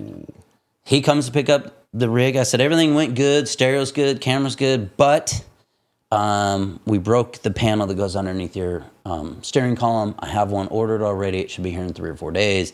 It's going to be like a 30-second remove and replace. He's like, wait, what? You ran something over in my truck? I was like, yeah. And he goes, well, show me. And so we look underneath, and I'm like, it's this panel right here. And he's like, what? But it's not broke. And I was like, no, we ran it over. It's cracked. He's like, where? And I'm like, well, we take it off, and if you flex it just a little bit, you can see where it's cracked. And he's like, no. Cancel the order. And I was like, well, it's too late. I already ordered it. He's like, you can't tell. And I said, you can tell. Sure. If you take it apart, you'll know that somebody ran it over. And he's like, no. And I was like, I'm the guy. It's coming anyway, Michael. It's on the way. That's it. And so I'm not saying we're perfect, because we're not. We're going to break stuff. But Absolutely. At least to have the decency to be like, yeah, dude, we fucked up. Man. But I'm going to make it right for you. That's huge. But then there's other times that people come in and are like, yeah, you worked on my truck, and now this doesn't work. I'm like, dude, we didn't even take that part of your truck apart, man. Yeah, I was going to ask, how do you deal with the unruly people, the people that, unfortunately, they're throwing a little lie at you. They're trying to get over on the business. How does Brad deal with that? The customer is not always right. Wow. I'm kind of a dick when it comes to that. For sure. If my guys say we didn't break that, I'm going to believe my guys, because I don't punish them. If they break something, come to me and tell me we broke this. Wow. So that we can get it taken care of before the customer gets here. And I'm going to tell them, man, I'm really sorry we broke this panel in your car. I got another one coming. And that's it. That's how I know if a customer comes back and says that wasn't there. My installer didn't tell me that he did that. Well, it wasn't there. Yeah, I have an example. Great example. I put cameras up in my in my parking lot and inside the store. Okay. I had a car dealership customer from Cottage Grove. There's a bunch down there. I'm not going to say which one it was. The guy had brought a car in, dropped it off, had us do some stereo work. Next day, picked it up, took it back to his dealership. About an hour later, they call me and they're like, yeah, we got a problem. I was like, oh, well, what's up? Well, there's a big dent in the driver's door, on the bottom corner of the driver's door. And I was like, well, we didn't do that. He goes, well, it wasn't there before we dropped it off. I'm like, okay, let me look. He's like, look at what? And I was like, I'm going to look at the cameras. He's like, oh. And sure enough, I have a camera aimed right at the parking lot, and you see the car pull in, and you don't see the dent until the guy opens the door to get out. And when the reflection changed just right, you can see the dent in the door. Brad. Close the door. We do all the work. We don't think about that. Brad. So I'm taking pictures and a recording of the video, and I email it to him, and I said, hey, man, that dent was already there. No, it wasn't. I said, dude, I have a video of the guy pulling in, and they're on speakerphone, right? So there's the manager and the guy that was driving the car, and he goes, I was the one driving the car. That dent wasn't there. I said, okay, I'll send you the video. Wow. 5 minutes later, he calls me back. Yeah, man, I need to apologize. I'm sorry. That dent was there. We'll figure this out. Cool. So there is sometimes that they think that it was 100% somebody else's fault. Brad. But I just got lucky in that specific instance that you had the protection of a camera and video to show them, dude, that wasn't us. You know, and there's worse ones than that. You know, there's people that threatened to take me to court. We had a guy that had a Ford F-350 that we did some stereo work for, and he had a water leak, right? And he like asked us to take all the stereo stuff out. We'd charge him, take it out. He would get the water leak, quote unquote, fixed, put it all back together. 6 months later, it was leaking again. And so he determines, he has some other shop do it and says, well, whoever installed these amplifiers ran this wire right here, and this is where it's leaking. It's from that. So then he's like, you owe me $1,500 for all the time I went back and forth, pulling my stereo stuff out, putting it back in, all the detailing, and I want this, and I want this, and I want this. So I just Google 2017 Ford F-350 water leak problems. Boom. Do it right now. Pull up on your phone. There's hundreds of people with the same problem. So it's a manufacturer I said, you know what, man? thing. I just cut my losses. I said, here's your $1,500, and here's money for a new carpet kit, and don't ever come back to my shop. Wow. And what was his response? Of course, took it and ran. I'm never coming back to your shop. Cool. Bye.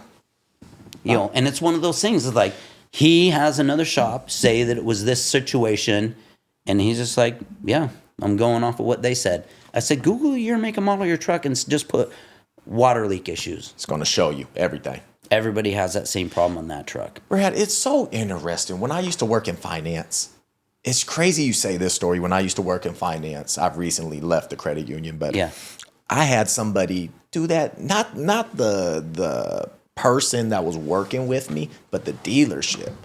And just Desmond he's undercutting us, because I always let people know. And it's so cool to hear you say this. Now I've translated this energy to the podcast and everything, but I've always told people when they came in to see me, I said, hey, look, if you're not feeling as comfy to do everything at the dealer, you can always come talk to us. Separate. I know I'm the banker and you're comfortable with me. Always would tell people, you have an option. That's all I'm saying. You have an option. And I have one time, this is crazy. Person goes to look, dealer calls my manager and is like, Desmond Reynolds is playing the system. He told the person we can't do no paperwork here. You got a bad salesperson. All these things, Brad. It was crazy. All just dragging my name. Talk about integrity, right? I come in. First thing they do, Des, we need to come talk to you. You got this big dealership. I won't say the name. Big dealership saying all these things about you. I'm like, what? Brad, I get in my computer. Voicemail from the person, the lady that went to look at the car. Hey, Des, I went over there. Not a good experience. I felt forced. I felt like they were pressuring me, to the point I remember you said I have an option, but I'm just not even buying from them. Damn. Sent that to the manager. I'll never forget his response. He said, "Silver bullet, you're good." Perfect. And I was like, integrity. Yeah. Man. Literally, it's crazy how far people will go just to drag your name and or just get over on you. Yeah. Like, it's so I think crazy. people look at a business and be like, this guy's loaded. We should try to get as much as we can out of him. And I'm like, and I get some people come in. We had a guy just a couple days ago with a van. Oh, I just need a basic Bluetooth stereo. We negotiate a deal on stereo. We go to put it in. He doesn't have any speakers. He's like, okay, I want to do some inexpensive speakers. And then he's like, well, this guy's the owner. I just happen to be there. And he's like, you're the owner, right? And I said, yeah, I'm Brad. And he's like, well, man, I know the JBLs are buy one, get one half price right now, but I don't want to spend that much even on the first pair. Like, can we do a deal on the cheaper ones? And I was like, you know what? I would do that if you want the JVCs. I had like 40 pairs of them. I didn't care. Right. I was like, yeah, you're going to pay the labor. That's fine. I'll give you the second set for half price, right? For sure. So I make money on the labor too. I didn't make money on that second set of speakers. I made money on the first set. Give him the second set for half price. I didn't care. Okay. And so I make him a deal on that. And he's like, okay, we're going to be at 500, right? And it came to like 505. And the salesperson was like, well, it's 505. And I said, if you need to round it down, it's fine. And he's like, no, I told him 505. And you already get the second set of speakers half price. I said, whatever. So the guy shows up to pay for it. And we have implemented a 3% credit card charge. Started back in October. And so he goes to use his credit card, and now it's like $518 or something. And he's like, you told me 500. And my sales guy's like, no, I said 505. And he looks at me and he's like, come on, man, you got to make this happen. I said, dude, unfortunately, this 3% credit card charge, I can't waive that. That's your credit card company. That's it, man. So we went 16 and a half years of not charging anybody a credit card fee. Wow. So it got to the point where I was paying $2,200 a month in credit card fees. What? Just like, and I didn't get anything out of it. No, you don't. The credit card company, and the reason why I think they started raising these rates is because they're offering people 2% cash back. Right? You got a credit card with 2% cash back. Well, now the credit card company charges a small business 3%. Credit card makes 1%, and they kick you back your 2%. That's wild. And so I was like, you know what? What prompted it was like September 18th, I get an email from Metra, which is where we buy all our dash kits, wiring harnesses, butt connectors, crimp caps, split loom. We buy all that stuff from Metra. They, out of the blue, starting today, 3% credit card charge on all purchases. Yep. I'm like, well, if they could do that, then we're going to do that. Yeah. And so that was it. We started charging 3% October 1st. And it was like a 30-day window of like, sometimes you forget, you make a mistake, you accidentally run their car before you add the 3%, whatever. Gotcha. Happens, but now it's like, I told my guys, if you want your commission on your sales, you have to charge the 3%. Gotcha. Or you're not going to get your commission. That's it. Hey. I'll just go and switch that sale into my name. That's it. That's how serious it was. Hey, I mean, seriously. Hey. Because at the end of the year, you got $2,200 a month in credit card fees. Yes. 2,200 times 12. I mean, you're $26,000. Brad, adds up like that. Yeah. 10 months is $22,000. Do people still pay cash sometimes? Sometimes. So rare. Is it? Yeah. Check? Rare. No. Nah. We get checks from the dealerships. Right? Cashier so we do, checks. Not cashier. They just send us a check. Oh, okay. Like car dealerships. So we do business for Kendall or Lithia or even like Auto Success, some of these smaller ones. Oh, okay. We usually make them pay like right away. The big dealerships will carry terms for them. Gotcha. The drawback to these big corporations is you have to have everything right or they won't pay. They love to like, oh, you made a mistake, man. You don't have the right VIN number. You don't have the right PO number. You didn't get a PO number. You don't have your make and model of the car. You don't have a salesman on there. We ain't paying you. Gotcha. You know, I have written off probably $18,000 worth of bad debt that the dealerships wouldn't pay because we didn't have everything right. Really? And I'm talking over 10 years. You know, it's not a lot, but still, it's there's 18 grand that you don't have in 10 years. Yeah, I was gonna say, yeah. You know, and then we have. I don't want to say friends, acquaintances or friends or people you know. We're like, oh man, yeah, dude, I really want to get all this done. Can I come back and pay you tomorrow? It's always the close ones. And then you're just like, can you just pay with your credit card? I don't have a credit card. Then that means you really shouldn't let them walk out the door. Because if they have poor enough credit where they don't get a credit card, but they want you to carry the credit for them, and I've gotten burned. I was going to just ask, you've gotten burned. I don't even know how many times. Lesson learned. Yeah, damn just don't it. do that. Hey, I can't do it, man. Man, I swear, I'll come back in tomorrow and I'll pay you. Can't do it, man. People feel so bad about, like, when it's your own business, like, the business owners, like, take care of family, take care of friends. But those should be the first ones. Yeah, they shouldn't come in and ask for a discount either. Yeah, they first I have promos, ones. right? And so I'll pass my promos on to everybody, right? For sure. Yeah, man, what kind of deal can you get me? I'm like, well, did you buy 24 of them? Because that's how I got a deal. I bought 24 of them. Doubles Baker's dozen. So you buy 24, you get 2 for free. Right. But I'm not giving you my free one. Man. I just cost average that in. Man. So my whole cost comes down. But if you want a deal, you need to buy 24 of them. That's how you get the deal. Have you lost friends and acquaintances over? Have you? I don't know. It's whatever, right? It's whatever. Yeah. I have so many acquaintances and a very, very small number of friends. Wow. We'll go out and I'll see people, like even tonight at Twin Dragon, right? I know Chris, I would consider him a friend. More, I guess, acquaintance. I mean, we don't hang out after hours or anything, but I would still probably consider Chris a friend. Mm-hmm. But my friend circle is very small. But even being at Twin Dragon for an hour eating dinner by myself, people sat down next to me. I recognized the guy. I don't remember his name. Him and his wife. We said hi. We shot the shit. Yep. Talked. And then when I was getting ready to leave, I paid and I was going to the front counter and I was giving Nikki a hug and said bye to Chris. And this guy, Joey, was there. And he's like, oh, Brad! And it took me a second to remember his name. And he gives me a hug and a high five. And he's like, dude, it's been so long. And I was like, I'm pretty sure his name's Joey. But I didn't be like, dude, Joey, good to see you. I just was like, man, it's so good to see you. His name. But I'm like, looking back now, I'm like, it has to be Joey. Has to be. But did you say it? No, I didn't say it. I feel you. And then you feel bad, right. like, man, I'm sorry, you totally knew my name. I don't remember your name. Well, Brad's cartoons. I mean, shit. Yeah, you can't know everybody, but yeah. Brad, is it for being a successful business owner as yourself, is it important to have a small friend circle, you think? To keep a tight circle? Yeah. Money's flowing in, let's be real. You're all over the TV and radio. Yeah. I think I'm pretty open to just like hanging out with people but yeah, I don't have a whole lot of people that I would trust 100%. Mm-hmm. I don't know.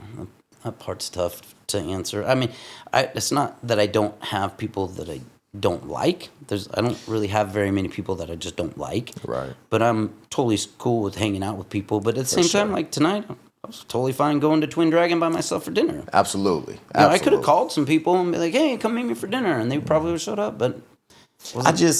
Brad, I think of, because when you're explaining everything, I think of the, whose story was it? Allen Iverson, NBA player. I don't know if you know his story. Yeah, I know him. Well, I don't know his story, but... Well, he balling out, right? Yeah. Paid big old contract. Oh, yeah. But his posse was, his group was 70, 80 dudes. And he'll tell you right now, more than half of them, he was like, what y'all doing here? Yeah. But he would buy them dinner, hotels. And just on that level, I'm just thinking of, with you, like, it's like, damn, man, it's like people. When we go out, I would say most of the time, it's mostly family, I think, but a lot of the times when I was married, we would go out and we would be with friends, and I would always try to pick up the tab. And then I go out with some successful friends of mine, and then we like fight over who's paying the tab. Because you ain't buying. No, it's my turn. I'm buying. Throwing the cards out. Yeah. See, that's get up. gangsta. That's so for a little bit. I'd get up and be like, I'm going to go use the restroom. And then I go find a waitress and slide her the card and be like, hey, pay for everything on that. And then I'd go to the restroom. I come back, and Ryan Christie was like, no, you didn't. No, you didn't. And I was like, I got it. And he's like, dude, I'm your rep, man. You need to buy me dinner? I was like, I got it. Like Big Worm said in Friday, it's the principle. Yeah. It's just, hey, I got this. That's so fun, bro. Like I like that part. So dope. Yeah. It's Fun when other people pick up the tab too. Yeah, of course. Yeah. Man, straight up, man. I'm learning. I mean, it's so helpful just talking and hearing these stories from you, because being my first year in on this business and doing this, I'm picking up from you and learning. I'm learning taxes. I'm learning write-offs. I'm learning. Oh man, there's a lot there too. Man, there's a lot, Brad. I just fell into, so I love doing car stereo stuff, right? For sure. And I didn't know, when I worked for Dick's Stereo in Boise, I thought, okay, I got to go to college, but I love doing this, so I'm going to do this while I go to college. So I worked in Boise for almost 2 years at Dick's Stereo, and that's where I spent all my money growing up. When I worked at Pizza Hut, I'd spend all my money at Dick's Stereo buying stereo stuff. Word. Put it in myself. Word. Those guys would always help me. If I ran into a problem, they'd be like, oh, yeah, you need to do this, this, and this. Cool. I'd go back to my house and I'd do it. Well, I got a job there when I was 18, getting paid to do it, but then I was still going to college. I went to Boise State University for 2 years. And I knew that I kind of thought that I wanted to be an airline pilot. Oh, okay. And so the reason why I'm in Eugene from Boise is I went to Lane Community College to go through their flight technology program. Okay. And get, an associate's degree there. Well, when I came over here, checked out the school, decided, that's what I want to do. I brought a bunch of resumes. I went to all the car stereo shops in town, dropped off a resume. And the one that called me first, I wasn't planning on being here until September. And when I worked at Dick's Stereo, I could only work 40 hours a week. He didn't pay overtime, right? And I was making like $7.50 an hour or something. And at the time, that was decent money. And so I come here, I drop off some resumes. Ken Jones was the manager at the car stereo store, and he calls me. He's like, hey, we're looking for an installer. I was like, yeah, I'm an installer. I wasn't. I could install, but that wasn't what I did.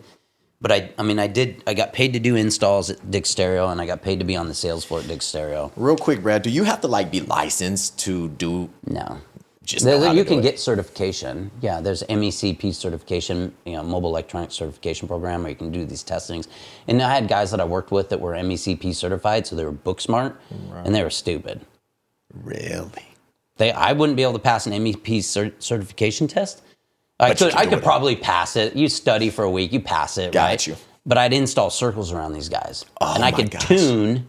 I was just had an ear for tuning audio. I still have people who come by and be like, hey, man, I lost a battery on my truck, and will you please come out and retune my stereo? And I'll go out there, and you can do some tuning at the amp with a tuning screwdriver, but then you can get into the EQ and tune it with an EQ and tune it with crossover networks in the radio. And that's why I just felt like I was naturally good at doing that. But so do people ever sweat you on that? Like, are you MCP? No. No.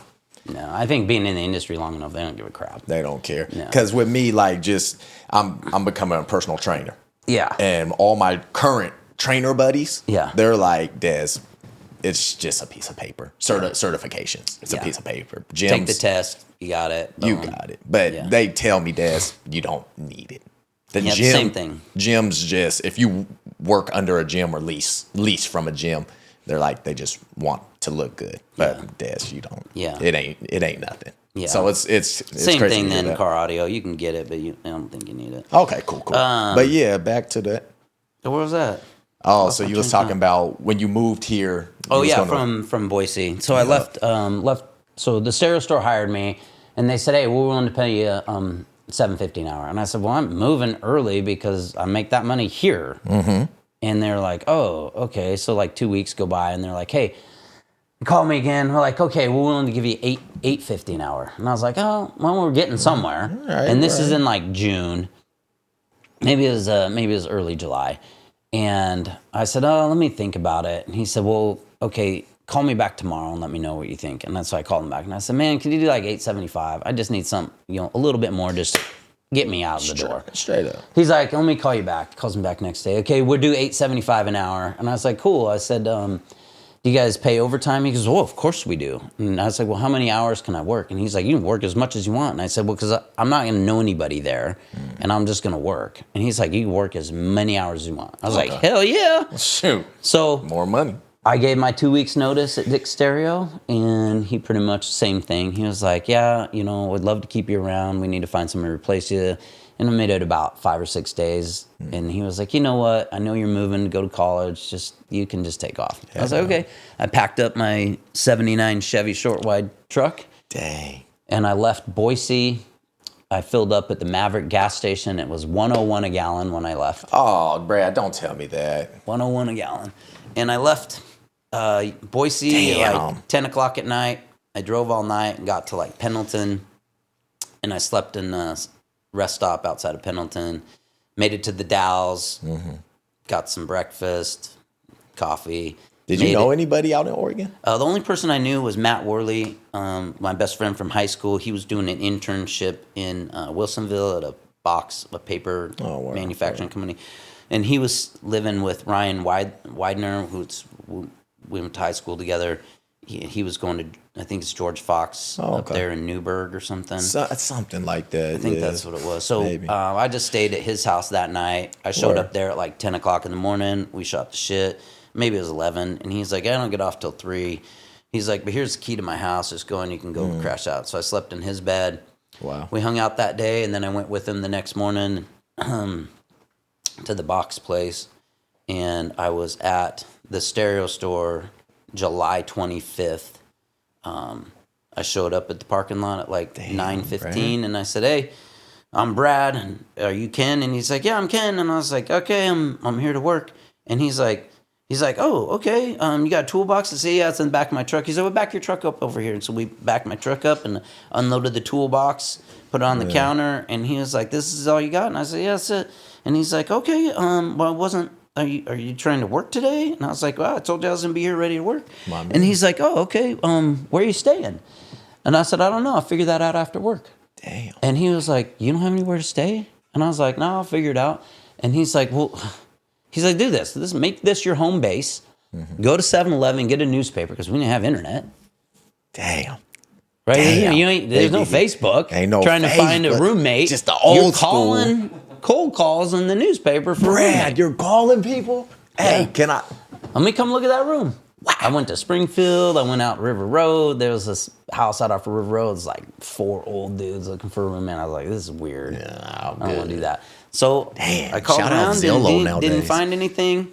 So that night, I went to the KOA that was in Coburg. Okay. I just slept on the tailgate of my truck. Wow. That was it. And then I went back to work the next morning, and he was like, well, I got a job lined up for you, and in between your jobs, why don't you try to find somewhere to live? And so I ended up calling, I don't know, somebody looking for a roommate. There was 2 girls, or 1 girl that was moving into a 3-bedroom that was looking for 2 roommates. And I went and met up with her at some little party that she had going on, and we kind of hit it off. And she's like, where are you staying tonight? So I was staying out at the KOA. And she's like, what? Don't sleep on the floor. So I just slept on the floor. Shoot, okay. And then I stayed at the KOA again like 2 more nights until we signed a lease agreement. And then I moved into Churchill Village over there, like 18th and... Is it 18th and...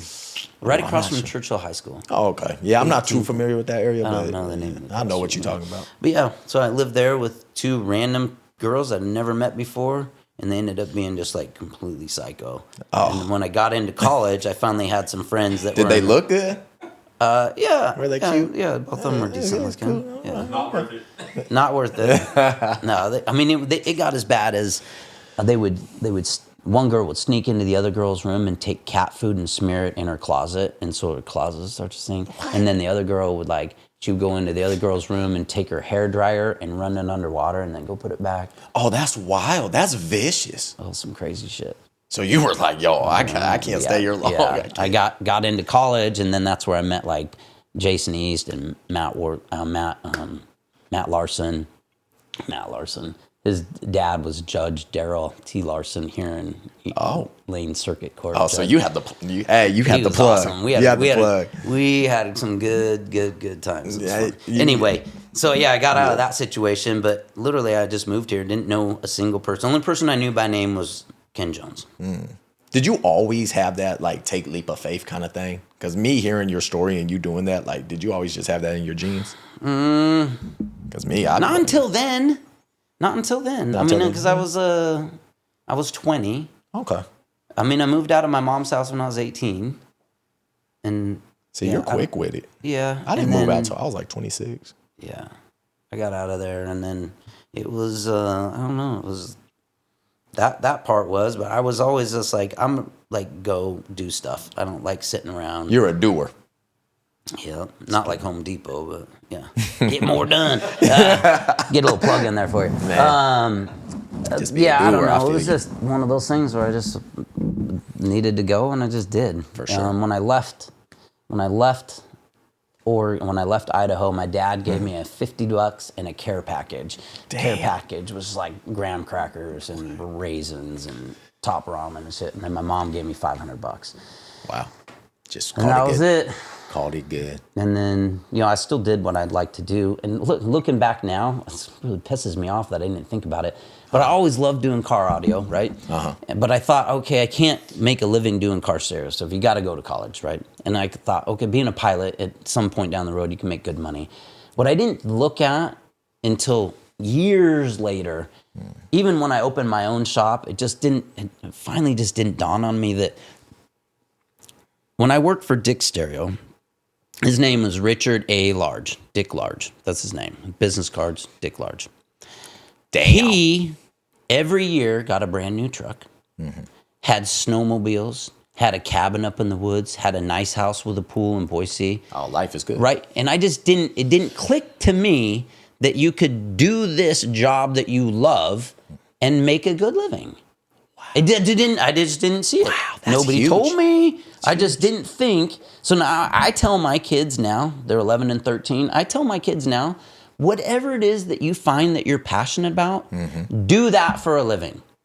If you are passionate about manicuring somebody's lawn and making it look awesome, people will pay you good money to do that. Exactly. If that's what you love, do that. People will pay you to do that. Absolutely. I love car audio, and I still do after 32 years. And it just didn't dawn on me then. I wish it would have. I don't need to go to college. I just need to be passionate. I mean, probably help to take some business classes. Right. And some marketing classes, some advertising classes, a speech class. For sure. Right? That doesn't hurt you. It doesn't. It just adds. But I should have just said, okay, I'm going to be passionate about doing car audio. I can make a good living if I learned the business side of it. And I just did that. No, I went and wanted to be a pilot. But I took a lot of courses that helped for that. But I think you could do it without it's going to college. It's this saying that I've learned recently, Brad, and I feel you. It's don't chase the money. It's going to come when you do what you love. Yeah. If you chase the money, then you're working out of desperation. Yep. You're working out of and then you're doing something that you don't like to do. Yeah. Right? When you go to work, I still like getting up and going to work. I'm always the first one there. When I'm in town, this morning I was there at like 7:40. We don't open till 9. Wow. But I got there, I drank my coffee, vacuumed, opened all the displays, turned all the displays on, opened up the bay doors, turned the just like when it was just you. Yeah. 100%. Man. So there's some of those things, but I mean, that's so deep, Brad. I mean, you speaking to me, man. I said, I literally, like, coming back to this, man. It's like, I had to sit myself down, like real talk. I had to sit myself down and say, Des, sure, they're coming to your job to see you and what you do. But they're opening up. They're telling you about their families, their kids. Like, it's a real conversation. Yeah. I've heard some stories that I'm like, damn, really? yeah. And same as you, it hit me one day. It just finally hit where I was like, bruh, you can Do have what you love. And I love sitting here talking Yeah. to you. And it's like, And if bruh, you can like, make a living out of that, that's the best. But I didn't know that. Me neither. Not, I mean, till now. Yeah. And I was like, and if you got okay. people that are 18, 20, 22, find something that you love to do. Because you're going to know by then you're passionate about something. And whatever that is, if it's motorcycle riding, figure out how to be a mechanic. And then you can ride and be a mechanic and get paid to do that. For sure. If it's, hey, man, I like advertising. I like the idea around advertising. You need to pay good money to be a good advertising agent. So how important is it to invest in yourself when you start doing what you love? Whatever you love, pay that $500 towards whatever class to make you better. Oh, 100% you need to do that. Okay. 100% you have to do that. Okay. Your best investment is going to be yourself. Okay. You are going to make yourself the best investment. For sure. 100%. You can go out and play these investment games. I do. I got money in the stock market, and I've made 100% on that stock. I made 40% on that stock. I bought $3,000 of this one stock that on a whim that I was just researching. Oh yeah, it looks like a good stock. $3,400, whatever. Filed bankruptcy like 2 weeks ago. So lost it all. It's gone. All the money's gone. What? But then I bought some stock in a company called Carvana. Oh, I looked yep. at there. My neighbor works for Carvana, and it wasn't necessarily insider trading. I just was like, when I found out he worked there, and I just picked his stock and started following it. And I'm like, dude, last year in December, I was like, Adam, man, are you worried? And he's like, worried about what? I was like, your job. He's like, what do you mean? And I said, your stock's like $3 a share. And he's like, nah, we're fine. And I was like, dude, it was 300 like 18 months ago. Wow. He's like, yeah. He said, if you got some extra money, I think you should buy. And I was like, I don't know, man. It doesn't look right. It doesn't look good, And so he was telling me, he's like, yeah, I got my stock bonus where they gave him like 10,000 shares was his bonus. And I'm like, dude, well, if that turns into zero, there's no bonus at all. And he's like, we won't go to zero. And I said, well, you're not worried at all? And he said, I'm not going to lose my job. He said, if it goes to zero, the father-son owners of Carvana are billionaires. If it goes down to a penny stock and it looks like they're going to go bankrupt, they'll just take it private. They'll buy all the stock back. They'll take it private. I'll still have my job. I was like, oh, okay. Maybe. Well, it's still a gamble. For sure. So, I don't know, like 2 months go by, and I'm still looking at the stock, and it's like $6.50. It's doubled already. Wow. And I'm like, dude, in 2 months it doubled. So I was like, he was like, yeah, you didn't buy any? And I was like, no. And he's like, well, it wouldn't hurt to buy it now. And I'm like, well, now it's like double what I would have paid for 2 months ago. So I visit with his mom and his dad in Reno. I stopped over their place, and his mom was like, oh, you didn't buy any? And I was like, no. And she's like, buy it right now. And so I get on my app, transfer some money. I bought like $750 worth. Damn. And she was like, well, you should buy more if you can't afford it. And I was like, we'll just see how this goes. It went from like I bought it at like $7.50 a share, so I bought like 100 shares. So it went $7.50 a share, and then it was like, in like 5 days, it was like $9 a share, and then it was $11 a share. And I was like, oh shit, I better buy some more. So I bought like another $1,000 worth, and then it went to like $15.50, $18.50. So I bought another like $1,000 worth of share. So you're racking, like at $20 a share. It's $250 a share now. Carvana is? Carvana. Sheesh. In a year and a half. Damn, if Brad. I would have invested the $10,000 when Adam told me to, that $10,000 worth of Carvana stock at $3.30 a share right now would be like $800,000. Oh my gosh.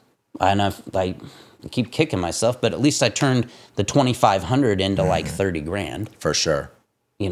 You ever look at like a lot of people say like Apple? They wish they would have, all those things. But who knew, But damn, Carvana. Yeah, I just got lucky. So I made a mistake. It went up to like $185 a share like a month and a half ago, and then it dropped to like $144, and I was like, oh my god, I should have sold. So it got back to like $159, and I sold. So what I've learned, and I don't know if this is, I'm not a financial guy, I'll just tell you what I did. No, for sure. I sold everything down to my original investment. So I put in like $2,750. Okay. Whatever I had, I sold all those stocks down to where I still had $2,750 in that stock. Man. So I cashed out like $25,000 at $159 a share. Woo.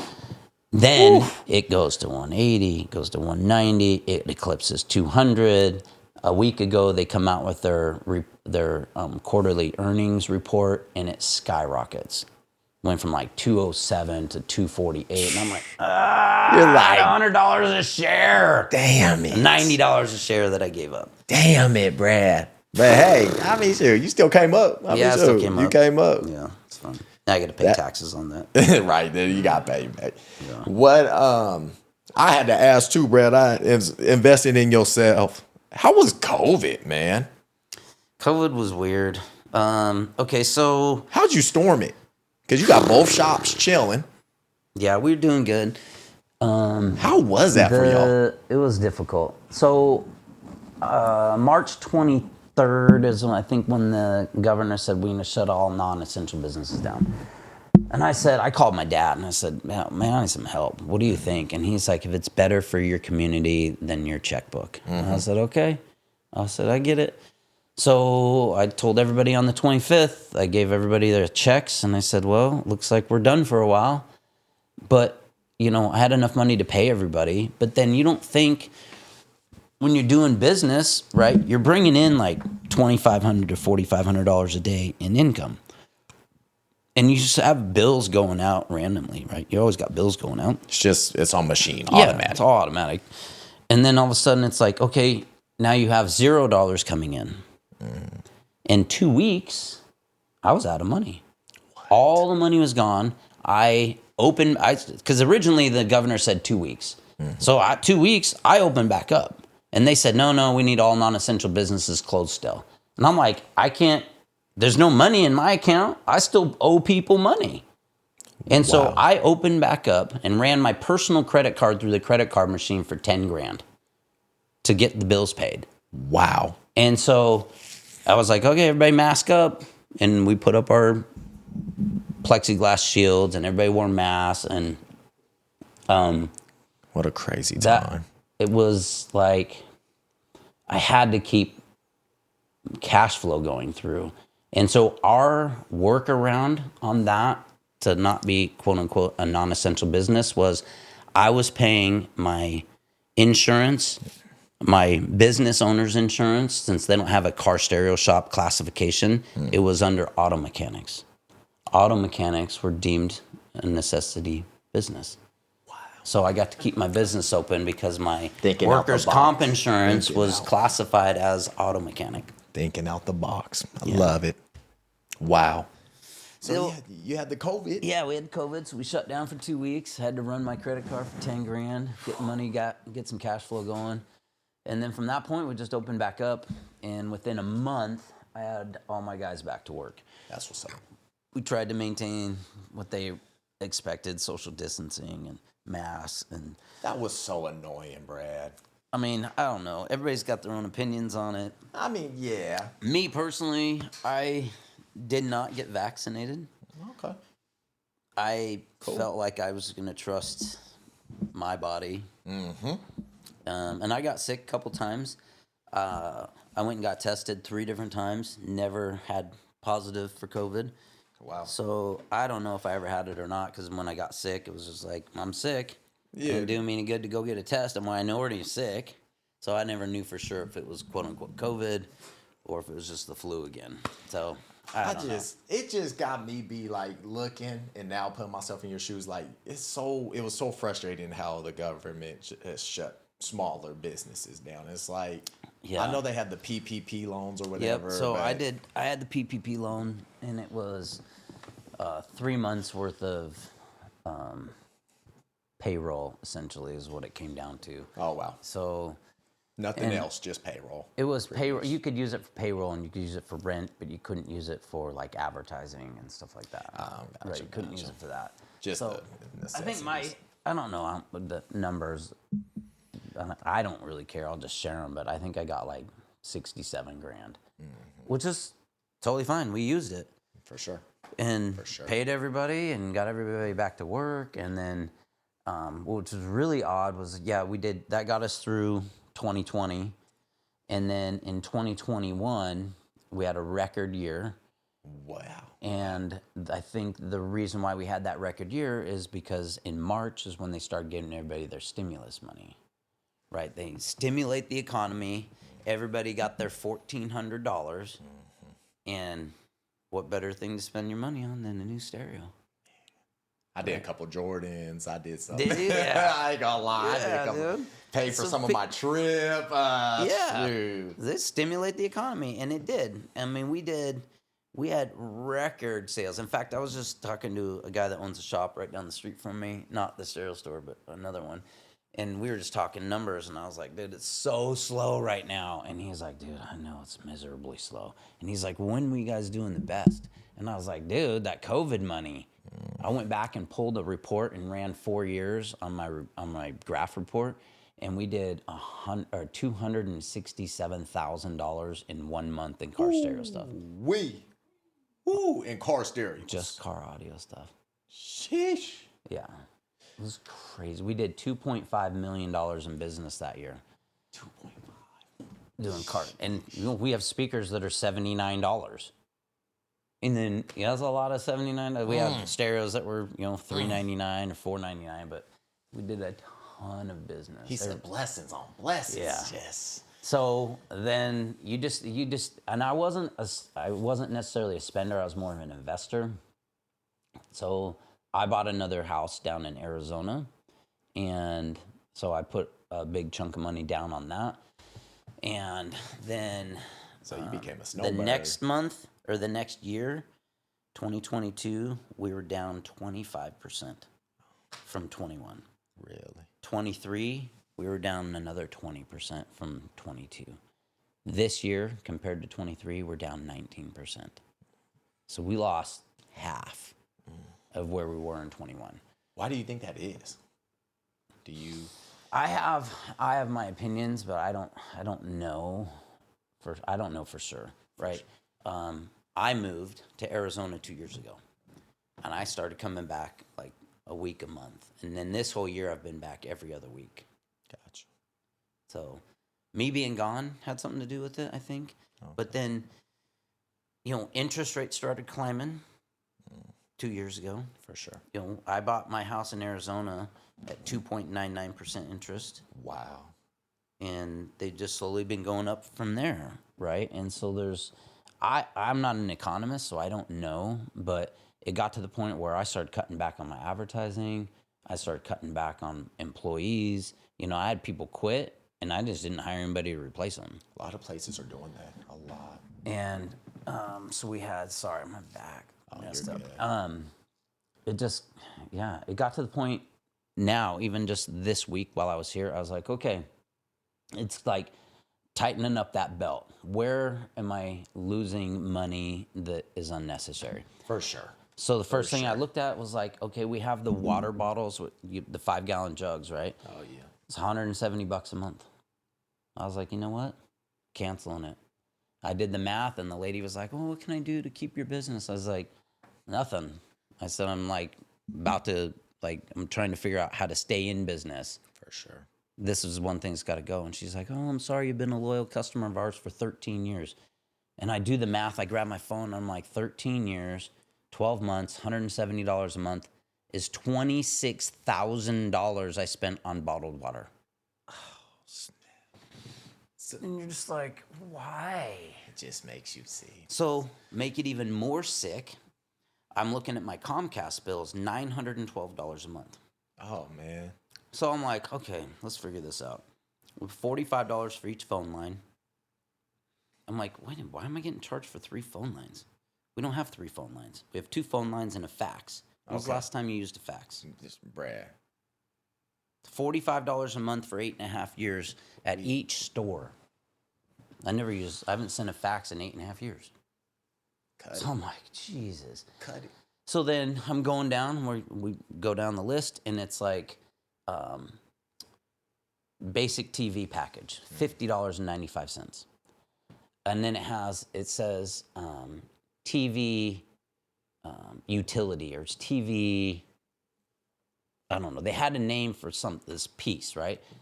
And I said, so I'm on the phone. I was like, what is this $9.95 thing? She's like, that's the remote control. And I'm like, $9.95 a month for my Xfinity controller, 8.5 years at $9.95 a month is $1,020 for each store. See how that adds up, man. We didn't watch TV. I haven't watched TV there, and maybe I turned on one of the NFL games during Christmas break. Maybe. That's how it is. The tax on the Comcast TV for the city is $26.80 a month. Ooh. Ooh. So I'm like, for each store, Got 2 stores. $50.95 a month for TV, $9.95 a month for a remote control, Crazy. $26.80 for the tax, $44.95 for a fax line that I don't have, that I don't use. You sound like me buying coffee. I'm like, oh my God. You said it. So that was it. So I just started eliminating stuff. For sure. And, and my hourly kids, I'm like, well, I'm sorry, it ain't busy. Go home. Go home. So it's like, where can you save some money? Each time I have a $15 an hour employee is 9 hours is $135. Sheesh. So why am I paying you to sit around and play on your phone? Yeah, be on Instagram and stuff for sure. Gotta. Yeah, it's crazy, Brad. With Comcast, I did that. I cut the cable. I just asked. It was just background, for me. It'd be playing. Sure, it's nice here or there, but I was like, Des, come on, man. Yeah. Come on, you're paying $100+ for some cable, but you don't even sit and You watch don't need it. Yeah. And So really, that's when it started getting. Yeah, and that was Crazy. just this week I did that. wow. So we got that fin down, and now it's like just pull that belt tighter. So That's what it takes. Sacrifices. Yeah. I'm learning that. I'm learning that right now, Brad. Yeah. I'm telling you, man. hard. It's crazy, man. It's crazy. Hey, I got a fun question for you. I always have a fun question for my guests. What genre of music sound best in your stereos? Oh man. Okay, this is What's gonna your sound. tester This is genre? gonna sound so terrible. Oh, that's cool. I love Madonna. Do you? Man, it sounds so good. So she's like your go-to to test the speakers? Confessions on a Dance Floor. And man, you just let that rip, and the bass is awesome. The snare is awesome. Dude, it's so good. Madonna's and it's like, tester. There dude, it is. it's if you get in the car, you're gonna be like, dude, seriously, Madonna? And there's some other stuff that's cool, but Madonna's I the one. listen to that. Nobody else around. Okay. And I also listen to this sounds bad too. George Michael. George Michael. For some old stuff. He's You got some got just show. good, easy listening music. Huey Lewis and the News sounds good. I mean, I'm dating myself now though. I freaking downloaded all the ZZ Top albums recently because they were playing in concert, and I was like, I'm going to ZZ Top concert. Right. So I downloaded all the albums, and then they were in Arizona outside, and it just happened to be the day that it was going to be 63 and raining. Dang. And I'm like, I ain't going. Not even. No, so you didn't even go? I didn't even go. They'll come back. So Madonna, huh? Yeah. That's the tester. Listen, Yes, it's like, can we play it here? Yeah, we can play it here. I We should. don't think we can. Not purposely. No, on accident. Like on accident, Yeah, it's yeah. like in the background and stuff. Yeah, I think, yeah, something technically, like that. If you're bringing it up on your phone, yeah, like they won't be able Joe to knows detect the it or rules. consider it yeah, on YouTube because you're looking at it necessarily. yeah. No, I'm not trying to play it Dang. now. You dang, Brad. Like if it was gonna be, it'd be something like this. So this the tester. Oh, that's classic. You know that's like a super popular Instagram song? Is it? I don't know. I'm not on Instagram. Like when people make videos and stuff. Yeah, I know that song. I'll just let it rip, Yo, I know this one. and then this bass kicks in. How rain sounds. Dude, I'll let it rip in my This song Gladiator. Bro, this goes hard, Brad. Yeah. This song, everyone uses this.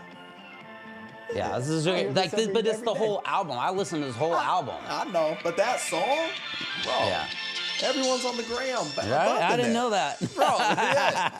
That song, I'm all like, people are gonna judge me for using this. Like, God, that's the song. You're going to have people be like, oh my gosh, this is the song.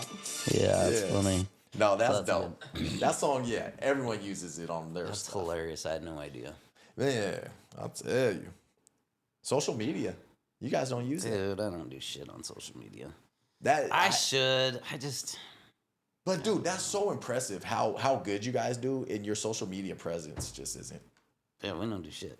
Hey, I pay That's impressive. I pay one of my kids. Not my real kids. My kids at work. My work kids. I'm like, this kid's 22 years old. I'm like, you're all about this stuff. I said, dude, I'm gonna give you a couple extra $100 a month, but you just need to start posting stuff like whatever. Create Like, stuff. yeah. Content manager. Yeah. And he doesn't do a lot, but whatever. It's, Does enough. yeah, I guess. That's crazy.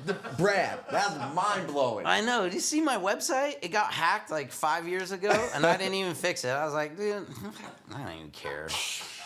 It got hacked. So you go to bradscartoons.com, and it used to be a badass little website. Okay. It wasn't anything special. It was just, and I said, I don't want anything interactive. When I told the designer, I said, listen, it just needs to say, you need to contact the store. I'm not trying to sell you shit over the internet, right? You need to contact the work store. like this. I want you hand-in-hand. in my shop, right? So it just says like, hey, we do stereos, amps, speakers, heated seats, backup cameras. We work on cars, trucks, boats, motorcycles, side-by-sides. For sure. We specialize in this. We can do custom enclosures. We carry these lines: Kicker, Alpine, Sony, JBL, Pioneer, Kicker. Whatever, right? And I said, that's what I want on my website. Here's the phone number. Here's the 2 addresses. It got hacked, and now when you do it, it comes up with all this random weird advertising shit. I'm like, I don't know what the hell happened to that. Oh my gosh. And then so I've had like 3 different people try to like get in and fix it. They're like, dude, I don't know what happened to this thing. So it's like you have to start over. Yeah, start from scratch. So I'm like, well, now what do I do? bradscartoons.com is gone. I mean, I guess it isn't that big a deal. Like, we just do Cartoons Eugene or something. I don't know. But that's so... But I just need to start over. But I was just like... But Brad, that's like, bro, that's so dope. You don't hear businesses just still killing it and they don't do much online. Like, that's so... I'm mind blown with that. Like, that's impressive. Like, that's a feat. That's like the strangest flex I've ever heard. Yeah, like when I knew you was gonna come on Garage Talks, I was like, let me pull up the website. What is this? Yeah, for real. I didn't look at the site, thank God, but I was like, man, Brad, I don't even see much. Yeah. I don't have an Instagram either. I have some TikTok videos. That's about it. Dude, a business hits 2 million sales in a year and just nothing on social media. That's bro, like seriously, like what? Like what? Word of mouth, baby. Love it. I love it. Yeah. I mean, my line of business is online, but me, shoot, I wish. I wish, man. Yeah. That's impressive, man. That's impressive. It's crazy. I gotta. You still do all your commercial advertisement yourself? That's all. I'm going to do a couple of radio spots on Friday morning. Oh, okay, bet. Yeah, so we'll go do some new spots. Yeah. One of the tricks, if you get this thing, you don't have any kids yet, right? I don't, just dogs. You get to the point where you have kids and this thing takes off. So if we go back to when we talked about a little bit more about business and like how to manipulate that, my kids are 11 and 13, and I went to my CPA about, I don't know, like 3 years ago, and said, hey, I want to put my kids on payroll. I heard that you can pay them up to $10,000 a year, and they don't have to pay any tax. Oh. My CPA was like, yeah, that's accurate, but you can't pay your 7 and 8-year-old kids $25 an hour to sweep the shop. I'm like, yeah, I wasn't thinking that. Okay, well, most people do. That's what they think. Oh, I'm going to pay my kids $25 an hour to sweep the shop. And they don't really sweep the shop. I said, I was like thinking like a talent fee. And she was like, a talent fee? Well, what for? I said, well, I'm going to put them in the TV commercials. And she's like, oh. And how would you justify the talent fee? And I said, well, how does Brad Pitt make money on movies? He doesn't get paid by the hour. We get paid for a talent. For sure. So I said, and who is to judge what that talent is worth? Right? Cooking. All right, so now I pay my kids $1,500 a month when their TV spots run. Okay, so I've been doing that for 3.5 or 4 years now. Genius. So these kids now, I put it into a separate account, and they each have, like, I don't know, like 40 grand in their personal accounts. Damn. You know? So it becomes zero tax to them because they're under the minimum, and it becomes an expense to the business, so it becomes a write-off to the business. So that becomes something that I don't pay taxes on, right? So it goes straight to them. Now it's something that when they're 18, they can do whatever they want to with it. and I'm gonna like guide them. Obviously, and I'm just gonna let them go out and like go to Mexico with all their buddies and party. Let's be reasonable with that money. Okay, you want to buy a car? Okay, well, let's find a reasonable car. You're not gonna go spend 50 grand on some car that you're gonna wreck in 2 weeks, right? And ideally, I want them to be able to be like, okay, I can prove my income. What do you need to do to prove your income if you want to buy something that you have to finance? For sure. What are you going to finance that's a big purchase? It's going to be a house. It's going to be a crib. So I think they should buy a condo. Smart. Right? You buy a 2-bedroom, 3-bedroom condo. You take 20% down that you're not paying any mortgage insurance. Then you get a 3-bedroom and you're single. You have 2 of your buddies move in and they pay you rent. You're good. And they're paying half of your mortgage at that point. You can never go wrong with real estate. Right? Ever. So then it's like, okay, you get that. You're there 2 years. Then you have one of your other buddies move in. So now you got 3 buddies renting your 3-bedroom condo. Yep. And then you go out and buy a house. Man, good. You're set. Genius. Yeah. You got right now though. They some Macaulay Culkins. Yeah, yeah. They just doing their TV spots. Yeah. That's funny. I need to get them back up. Do some more for sure. Be like, hey, y'all gotta get to get work. Some new ones, baby. You gotta get some new works real quick. Yeah.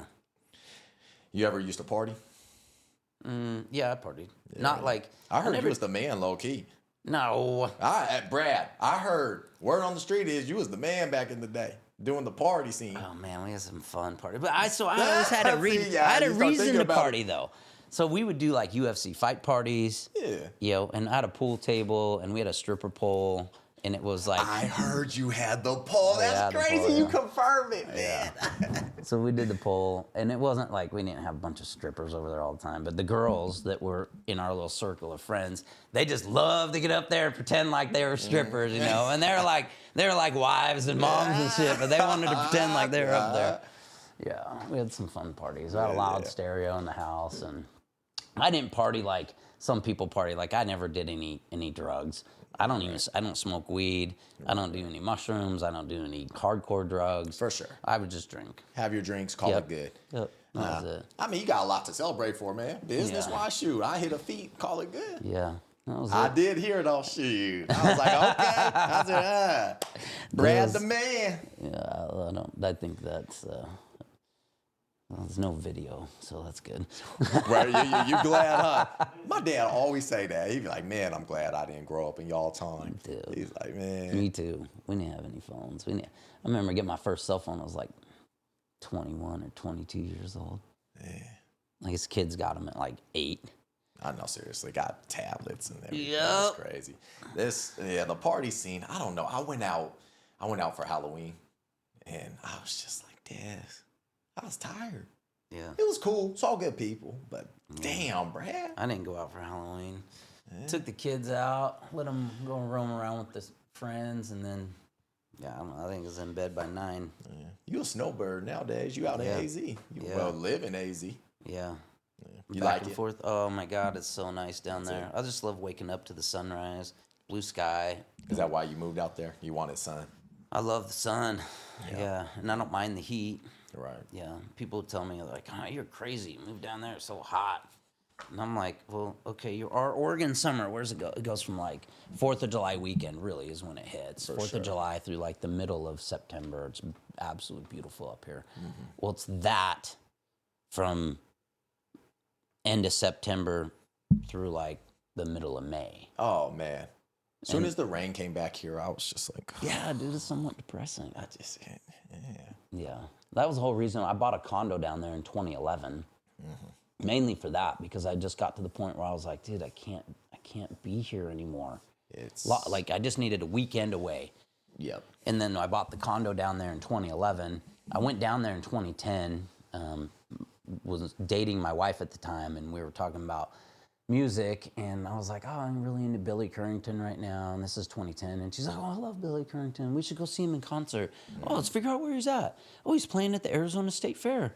And I was like, let's go. Let's go. So we booked it and went to Arizona. Never been there before. Wow. We just literally looked at the map and let's stay at this hotel. We didn't even know how close it was. We stay at this hotel. We get in there. We rent a car. It's late at night. We get to the hotel. We wake up the next morning, and it's freaking blue skies. It's beautiful. It's sunny. It's 74 degrees. We're laying out by the pool. It's What 80, time of year was it? End of October. Oh my gosh. I was like, oh my God. We went to the concert at the fair.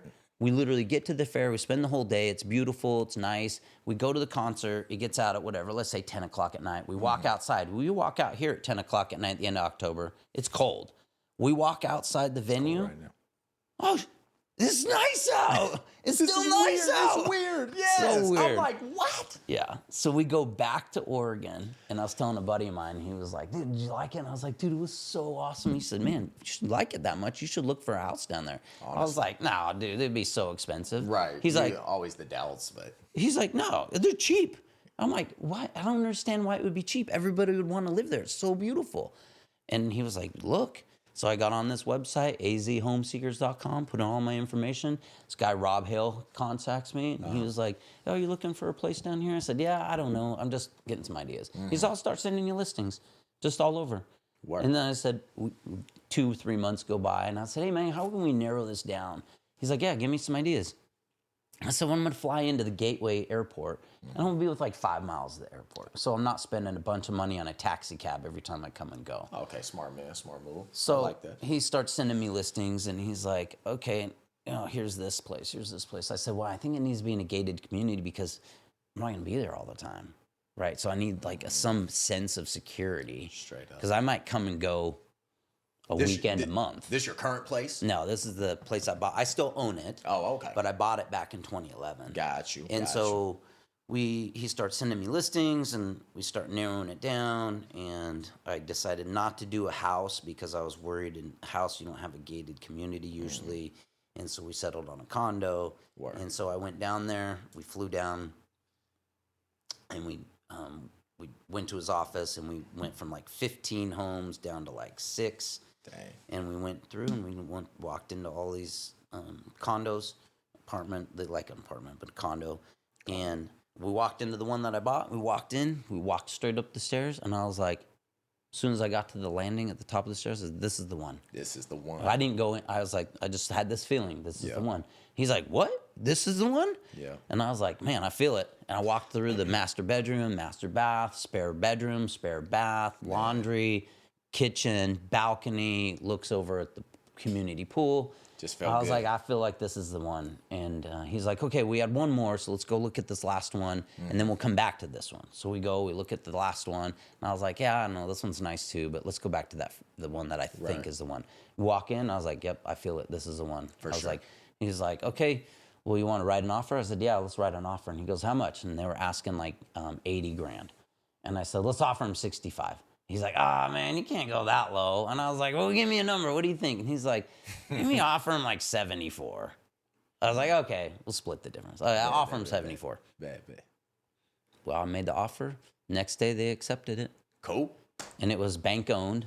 So I gave, it was in, you good. 60. That's what I'm saying. That 60 would have worked. Yeah. So it was foreclosure. So it was missing the stove and the oven hood and the dishwasher, and then all the ceiling fans were gone, all the doorknobs were gone. Yep. That's all stuff I could do. Oh, you're good. Easy. Yep. That's how I felt with my first place. It just felt right. Yeah. And all the other places didn't. So we got it. That was it. So I still own it. Nice. And I would let friends and family go and stay there because, I was paying for it anyway. It didn't matter. And I had it on a 10-year note. And I put 20% down, and my mortgage payment was $484 a month. Oh my God! And now I own it outright, and now it rents for $17.25 a month. Wow. So after my fees that I pay the management company, I usually get a direct deposit between $16.25 and $16.50 a month. Damn, bruh. Can never go wrong with real estate. Yeah, and there's little stuff like I got an email today. Somebody kicked the downspout off the side of the house. What? I don't even see it. I don't know where it's at. The HOA sends you a picture and an email and says you have a $25 fee. It has to be paid within 10 minutes or within 10 days of receiving this letter, and you need to repair this downspout. I'm like, God dang, I'm in freaking Oregon today. You're like, bruh. Stupid. And it's like I don't even see the chunk of downspout that's missing. Like it got kicked and like it's gone. Brad, I'm coming to AZ, man. I know we talked before. You gotta come down. Can I come stay with you, man? Yes. I'm coming through. Because my new house is 4-bedroom.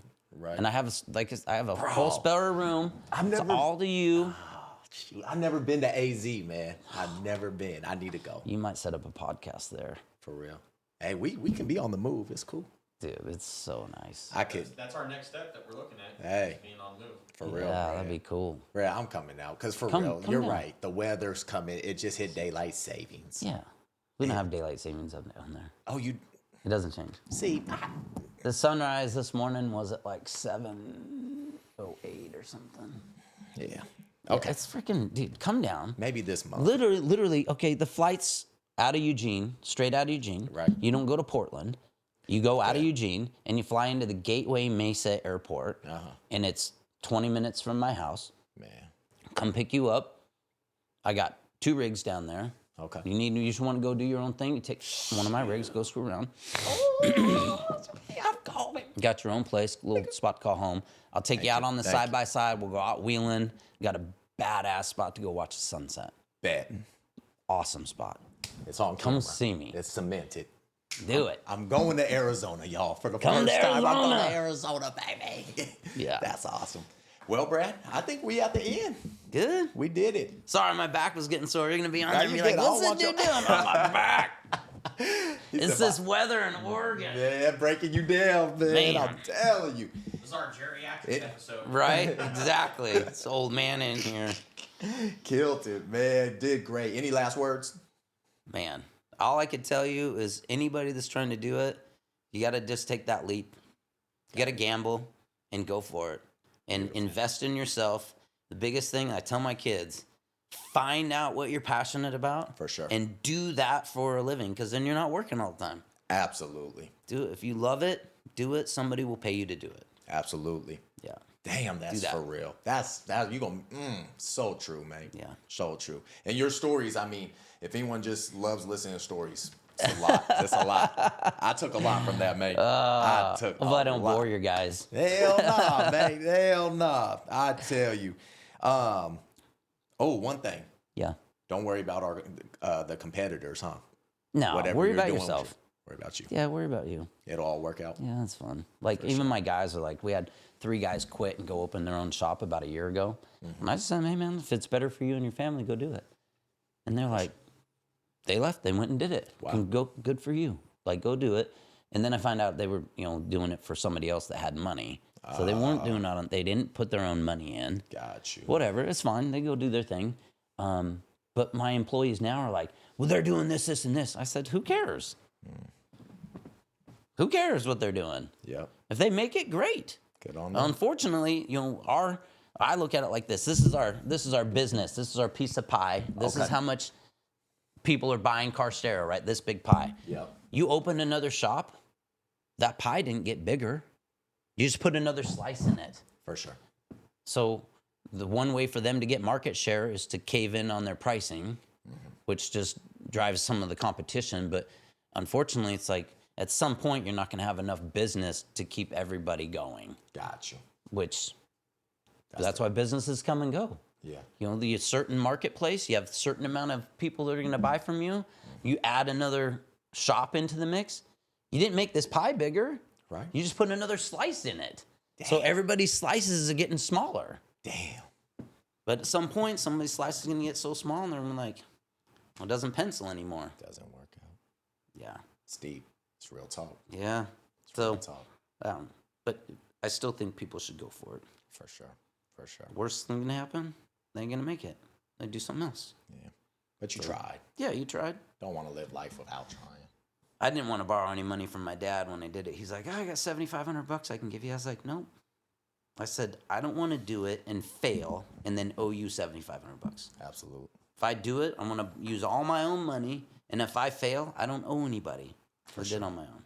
Smart man. That's what you need to do. Thanks, B. Appreciate you, man. Love you, brother. Come here, man. Thank you. Oh, absolutely. Thank you for taking the Inspiring. time. Yeah, perfect. I love it. I'm glad I got to make it over here. No, for real. So it was a couple months, but yeah, it was perfect. It's all good. Great Yeah. timing. That's all that Yeah. matters, man. For real. Yeah. Shoot. And world, that's it. Another great episode of Garage Talks 5417 podcast. My guy Brad Cartoons up in here, man. If y'all need a sound system, some heated seats, whatever you need, Brad got you. But honestly, if you're listening to this podcast, listen to some of the shorts or the moments. Great family man, great guy. Business, handling it, 10 toes down, literally. Crazy you don't do social media. Blows my mind. Blows my mind. But anyways, y'all, hope you all have a blessed night. Hug your loved ones, your family, your friends, and remember, always bless up. We out here. Something else I found is a little pattern. What's this? It's my secret potion. Yes, sir. You don't got no food allergies, do you? No. Okay, man. Yeah, I just ate Chinese food. Any of them off limits? No, you're good, Joe. All the bottles. You're good. That's way too long. Yeah.